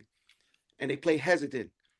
But another thing, I think we have a great chance against Ohio State. So much so, I bought tickets. I'm coming from New York all the way down to Texas to watch the Hurricanes. All right. And I was afraid I was going to end up going by myself. Everybody kept saying I'll be there. I'll be there. But I want to say one thing about this team and what Mario has built. Say what you want about football, but especially in college football and football in general. Two things: defense and running game travels. They always travel. If you have a good defense, it doesn't matter if you play away, it doesn't matter if a neutral field, defense travels. Same with the running game. Passing game, the noise, the weather could affect that. But the running game and defense always travels, and that's what we have. And I saw one game of Ohio State when they played Indiana. And I'm going to have to say, like Lamar, I was not too impressed with Ohio State or with their quarterback. I know he's a good player. I know he has great stats. But I wasn't too impressed. And I really think with this defense, with the running game, and not for nothing, it's going to be in a dome. So Carson Beck is going to be able to throw the ball. And we're going to have more success. And you know what? I really think the guys are playing hard. We have the momentum. And I think it's going to be a W. It's going to be a W on New Year's Eve. Gary, how many false starts yesterday? Zero. How many offsides? One. Typical Blay. Blay does it every week. Jumps offside for absolutely no reason, but he does it. He just knocked the shit out of the center. I love it. He's gonna do it. Knock him back. I love it. He did. Yep. But I was very impressed. My whole key to the game was, if we didn't, I thought we had done a hell of a job cutting down the pre-snap penalty since the SMU game. Yep. And I was worried that we were going to get one or two in 110,000, 105,000, whatever it was, people, guys holding hands and all that, kissing and stuff, all that stuff. I thought we were going to get some. But we did a great job, and we didn't let that affect us with the cheer guys. I'm sorry. But I don't mean to offend anybody. I don't know if this is true, Gary. Maybe you know, but I saw somewhere, whether it was on the site or whatever, but Mario had the practice facility and the outdoor blasting louder than actually the stadium was. Is that true? Yep. I mean, it's all, I don't know. I mean, that's hard to say, but yes. They had those speakers turned up as high as they can go. They usually do. You got to have it. You can have it with crowd noise. You can have it with music. What you just want to have distractions.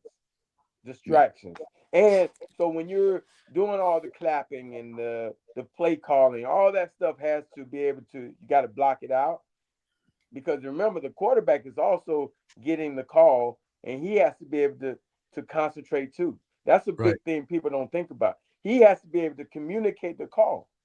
And that's why he goes like this all the time. He's trying to hear what Austin's telling him. Right. But they didn't seem affected at all. We did an outstanding job. Yep. And I want to say one thing. This team, the way it's built, we don't need Carson Beck to win the game. We just need him not to lose it. And as long as he can play mistake-free, we may need him to win the game at certain point. Yeah, but we can you're win. You're paying this guy $4 million to play this year. You're playing Ohio State in 10 days. You might need him to do a little something, right, LT? No, you will. But it's in the beginning of the season, Gary, we called him the ultimate game manager. That's what I called him. Yes, you did. The ultimate game. And you know what? I'm okay with him managing the game if it's to play to what they give you. If they're going to give you the throws without the pressure, you're going to take it. Miami's strength is that they can morph into different things. Yes. Mm-hmm. Yes. That's a big strength. That's a when big strength. When you can run the ball and you can take on different personalities on offense. Yes. And we only didn't see it on the scoreboard yesterday, Morales, because they screwed up so much. No, you're right. You're right. Left at least 23 points out there. Yeah, and not for nothing, but the wind was bad. The wind did affect the game. I remember on the first kick where he missed, I saw like the wind take it. It was going right down the middle, and then the wind took it all the way right. Yep. Yeah, that's a hard part, and I don't think Carter's going to be affected by that at all. I don't think so either. I don't think so. And I think Beck is going to be a lot better this game. It's in a dome, controlled conditions. Yeah. I think he's going to have a lot better game. But he doesn't have to be he doesn't have to be Cam Ward in order for us to win. Yeah, correct. He does not have to be Cam That's Ward. not really going to happen anyhow. We all know that. By the way, he won again today. They won again today, the Titans. Wow. How about that? So might not be good. You're losing your draft pick, getting low and low on the draft position, The Dolphins are moving up the draft board, though. That's good. God. All right, Morales, thanks a lot, man. I hope to see you over there in Dallas. I'll see you in Dallas. Thanks for coming on the show. And we're gonna try to have a show. We'll try to have a show before the game too. All right. So thanks for coming on tonight. Let's go. Actually, one thing I did want to throw up here. Studley Budley, nice name. The Buckeyes are too fast, too big, and too physical. What do you think, LT? For who? Their conference. Their conference. It's Studley Budley saying this. Yeah, Studley Budley is probably an Ohio State fan, so it's all. Oh, obviously. I mean, with a name like that, he's a Buckeye. Why didn't, if they're too big, why didn't they beat Indiana? He's a butt eye. That's what he is, a butt eye. Butt eye. I don't know if we can cover Jeremiah Smith and Carnell Tate. Well, we know. I mean, listen, defensive backfield is the strength of this team, so we're gonna find out. It's a combination. You got guys that can get to the pass rusher, the quarterback, and you start putting pressure on, you start hitting him. He's gonna make some errant throws now. And if we have the guys back there in the best position, I mean, those guys are really good receivers, and they're gonna get some good plays. It's that whole thing of they're gonna make their plays, but you're just trying to make the plays at the right time, and that's what that's what we were able to do. I mean, those two receivers that they had were really good that we just played. They're very shifty. They catch the ball. They make things happen, especially when their quarterback is getting out of the pocket when he's completing passes. But we were able to pretty much shut him down when we needed to. Or he shut himself down. He made a lot of bad throws. Yeah. All right, let's go to Armando Izaguirre. What's up, Armando? What you got for us tonight? What's going on, Gary? What's up, guys? How you guys doing tonight? Hey, Great. How are we doing? What do you think? Hey, I can't get off my phone. I just keep going through Twitter. I thought I was cured after that second loss. I'm like, all right, season's over, and Hurricanes making a run here, and here we are. We are locked and loaded for Ohio State. It's so exciting.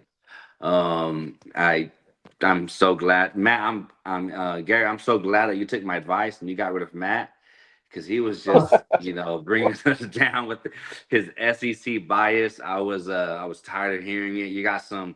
Oh, he'll be back. Up here. Matt's the best. Don't say that. Yeah, I know. He'll be back. I think you guys are doing a show tomorrow morning, right? No, I don't think we are doing a show tomorrow morning. Okay. Well, whenever y'all do, I'll be ready to. I got a long drive from where I live to work, so.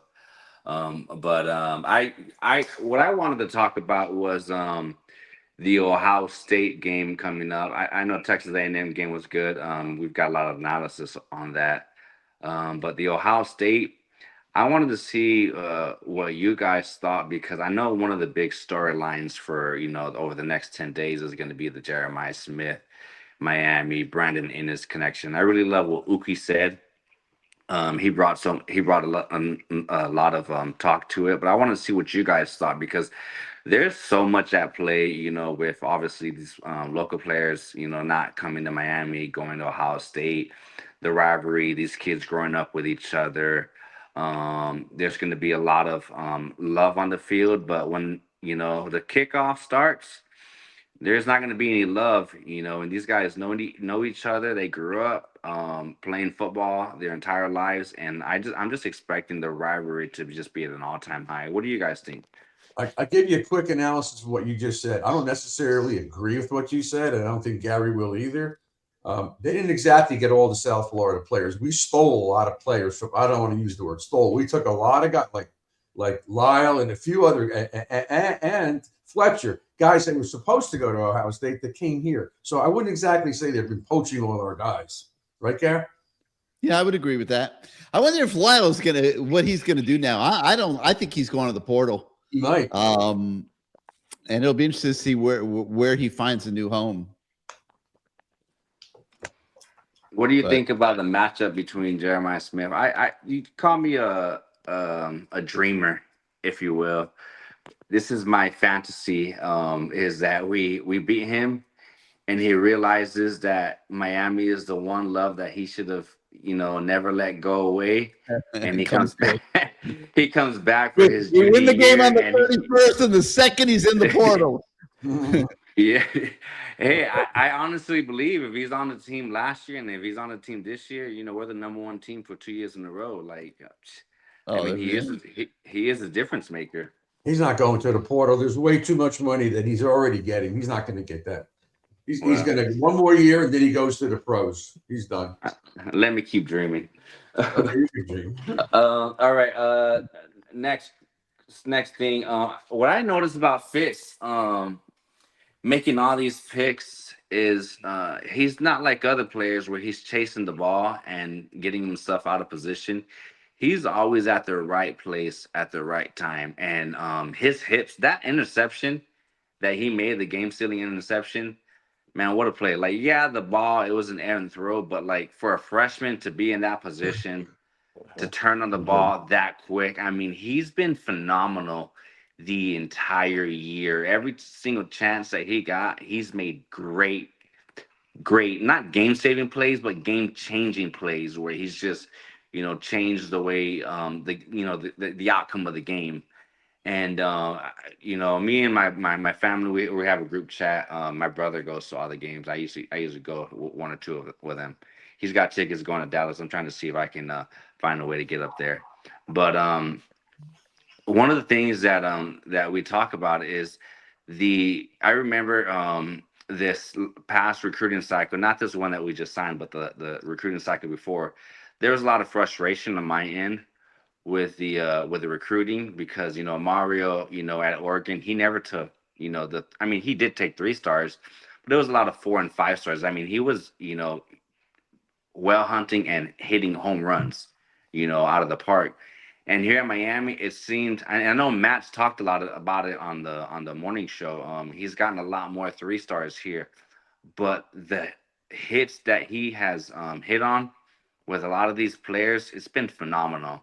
It's Butch Davis-esque. It's, just hitting on a lot of players that, his evaluations were right on point. And it's been such an incredible year. I mean, Malachi Tony, was he even a 4-star coming out of high school? I think he started as a 3, Gary. Yeah, he might have started as a 3. I mean, the guys that do that stuff, they look at the little guys like that and they just they don't get the same level of respect.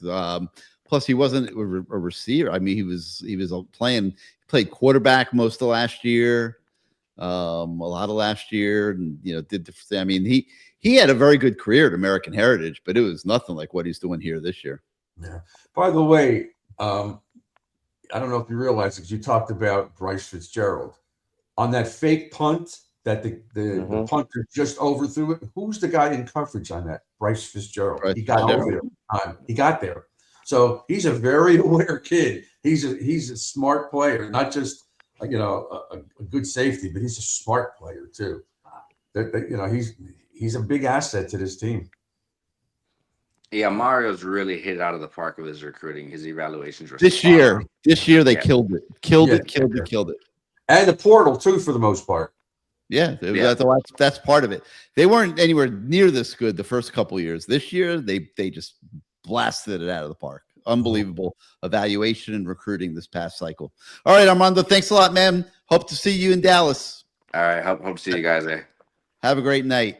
All right, he's had an hour and 50 minutes of pre-gaming out there in the mountains or whatever, and he's been patient. And now we're going to bring our man Jake in. Is it Utah or where are you? Utah. Yeah. I'm out in Salt Lake City. Yep. Jake, do you know LT? No, but I love he's in for a rude awakening.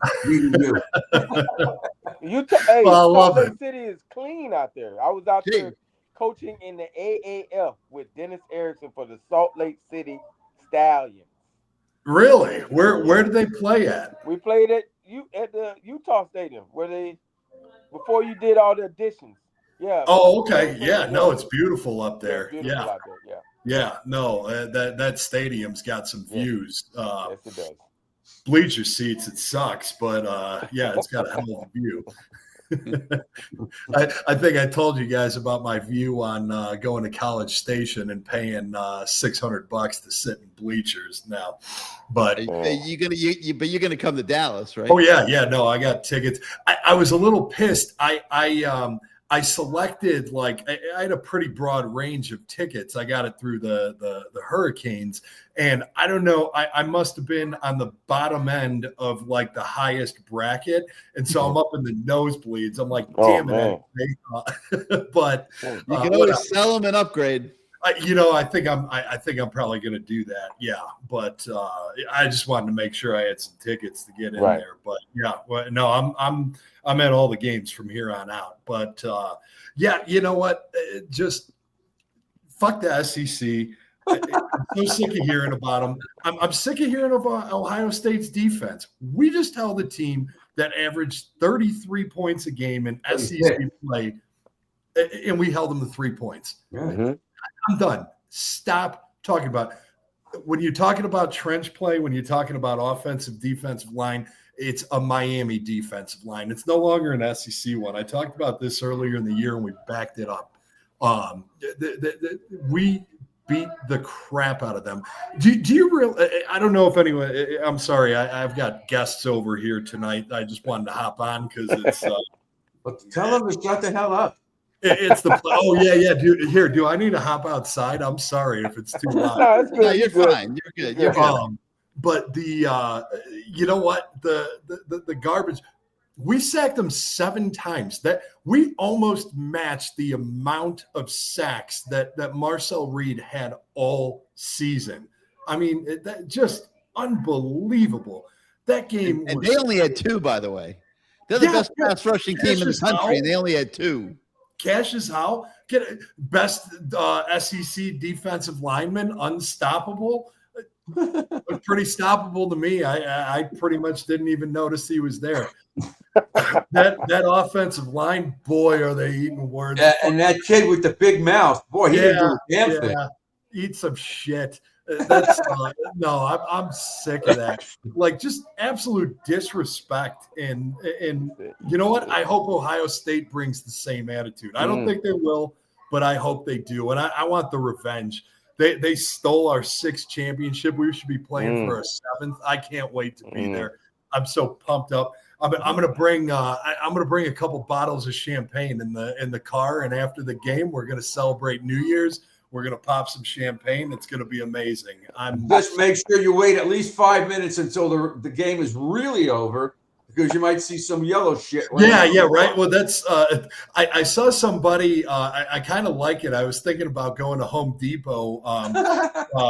They've got the yellow towels, and I was thinking about going and getting a couple hundred of those and bringing them to the game.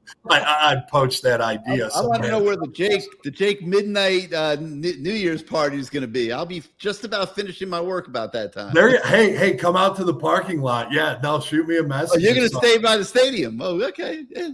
Yeah. Well, because I mean, the game's going to get out probably 10:30, 11 o'clock. 10:30, yeah, 10:30. Yeah, 10:30 by the time you get out. The game. It's an 8 o'clock game. 7:30. Texas time, it's 6:30. Oh, okay. But they're going to milk commercials. It won't start at 6:50, right? Yeah, exactly. It's going to be a 3.5, 4 hour game. Oh, no doubt. Yeah, so you'll be getting out about 10:30. What are you going to do? I'm going to park my ass out there, celebrate, talk some shit to Ohio State fans. It's pop some champagne. I've waited so long for that. God, how could it have lined up more perfectly that we're playing Ohio State? It's just awesome. Yeah. You couldn't have asked for it. And then Georgia. I mean, we got to get there. Let's not get ahead of ourselves. But you know what? At the end of the day, we brought, look, Shannon Dawson. Gary, I agree with you when you said the game plan was great in that I think it did set up the run, but it's just with the weather and everything, I don't think they should have modified that because that wind was just not allowing for. It was almost like when we had to play in the rain. You know, you're afraid of tip balls. You're afraid of a lot of things to happen. Keep it simple. When you don't want Beck getting his head on a road game like that. So it didn't work out, but we're going to be in a dome, this team. But one of the things that just stood out to me, and again, sorry, I've been a little in and out, so if this has been mentioned before, but just you can say it, drunk. The sideline.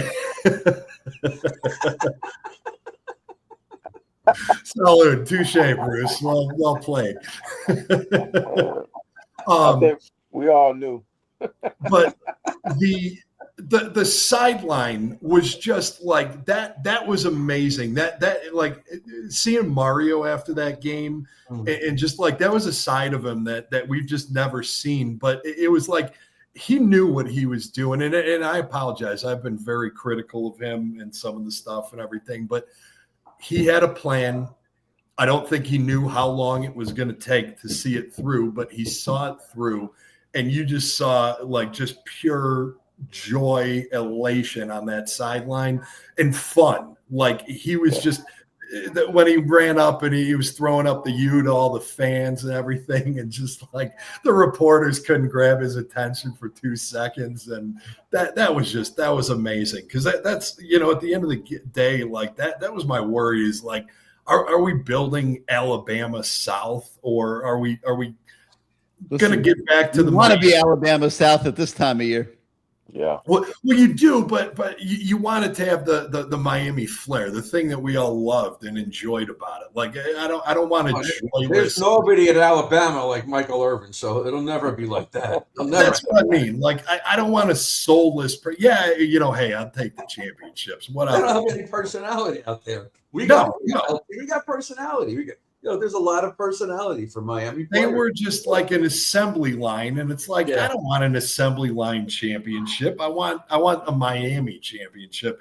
And what I saw there was like it's going to happen. He's making it happen, and I loved seeing that. That was all the criticism I've had for him. I'll eat my words gladly.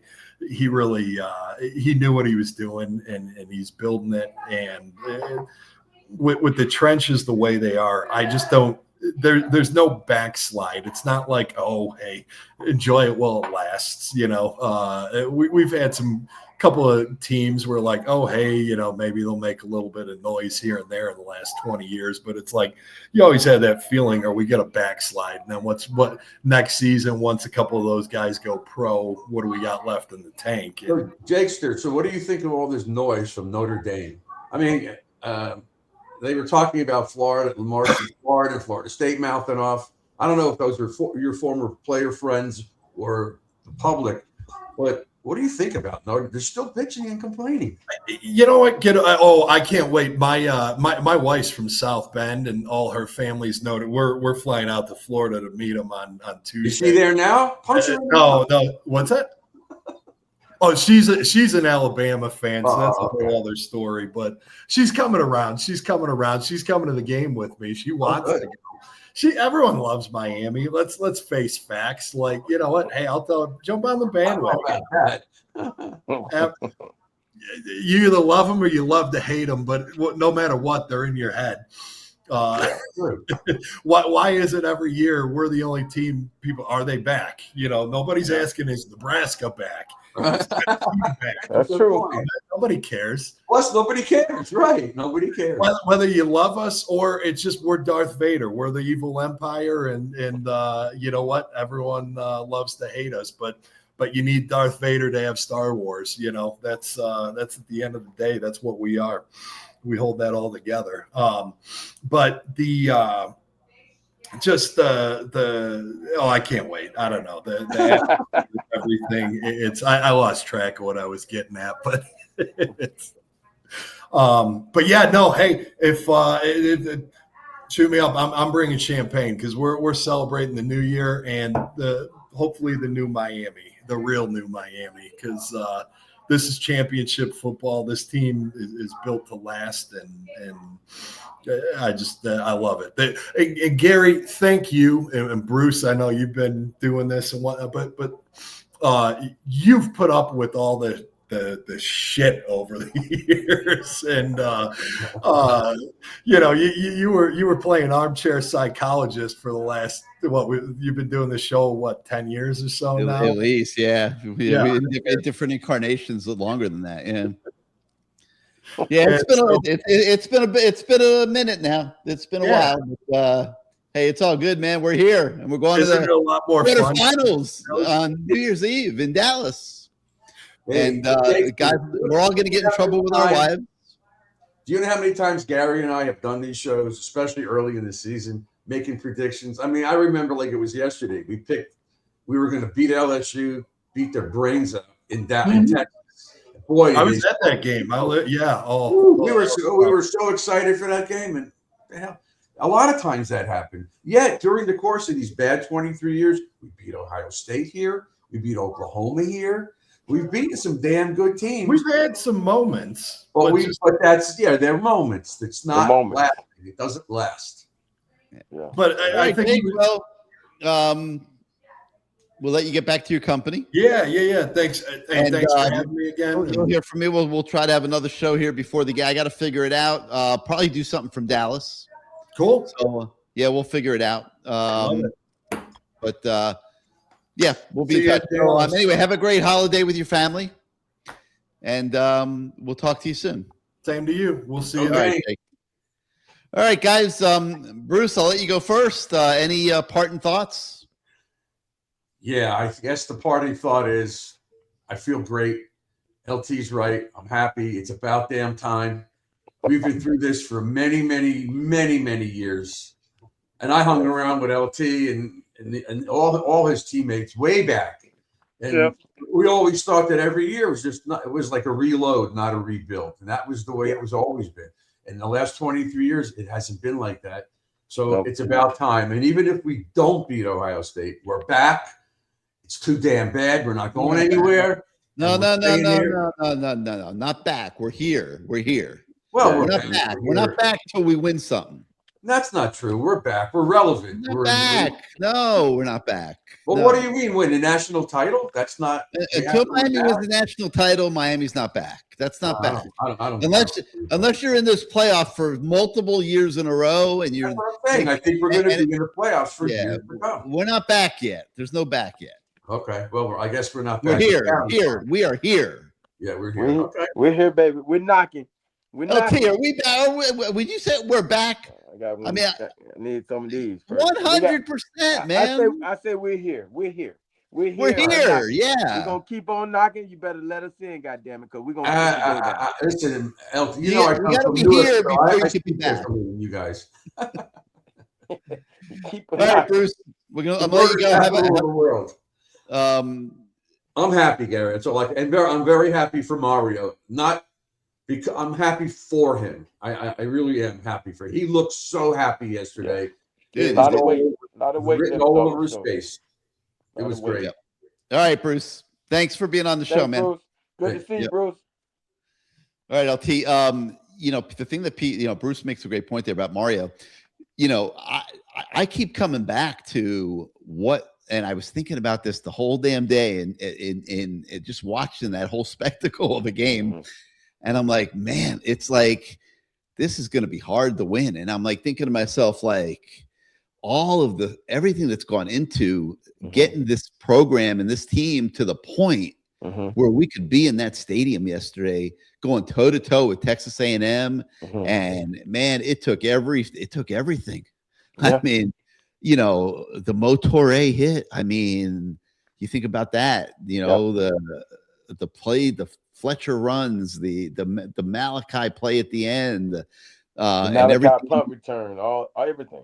Yeah. The punt return. I mean, it took so much to win that game yesterday, and it took so much to put this team together, piece by piece by piece. And I don't know that people have an appreciation for that and the sacrifice that went into it, that goes into it, the toll on the wives and the kids, and the limited amount of year-round family time. I mean, I can go on and on. I don't want to be a drama queen here, but like, man, LT, it's a lot that goes into this. You know, it's one of those things, you know, you think about not only players, you know, him having to adjust the rosters and balance the rosters and, you know, bring in a GM to money wise, all that stuff, and get the right coaches in there.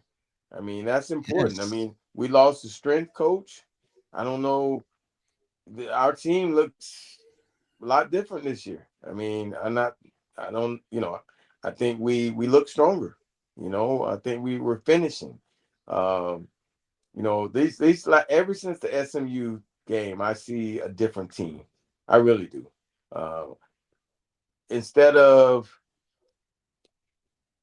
you know, those games before, it was kind of like, you know, we have the one bad quarter, you know, then, you know, we lost the 2 games. But ever since then, man, it seems like this team has been having fun. Even in that game, they looked like they were having fun. They were struggling, but they were having fun. The guys were celebrating, and at the end, when he got that interception, did you see the joy from those kids? And after the game, so it's been very rewarding to watch. I hope this is a great opportunity to take another step to get an Ohio State team that I think that we're on the same level as Ohio State. I don't think of them as any better, and I think that Miami's gonna go into that game saying we're not afraid. And now let's see what happens. We've already seen when another team goes in there or plays them that's not afraid, they wilt it. So let's see what happens. Yeah. All right, LT. Well, thanks for coming on the show tonight. Have a unbelievable Christmas with your family. I'm sure those cute little kids of yours that benefit from daddy daycare every day are in for quite a treat here for Christmas. And we'll be talking after the holidays, and we'll figure out what our plan is for the Cotton Bowl. Yep. But just want to wish everybody else out there watching tonight a happy holidays as well. So for everybody that participated in the show tonight, for Bruce, for LT, for myself, have a great Christmas this week and holiday season. And we'll be giving you tons of coverage of this game coming up at CaneSport.com. So make that a daily part of your life. And we'll try to put another one of these shows together here before kickoff on the 31st. So have a great night, everybody.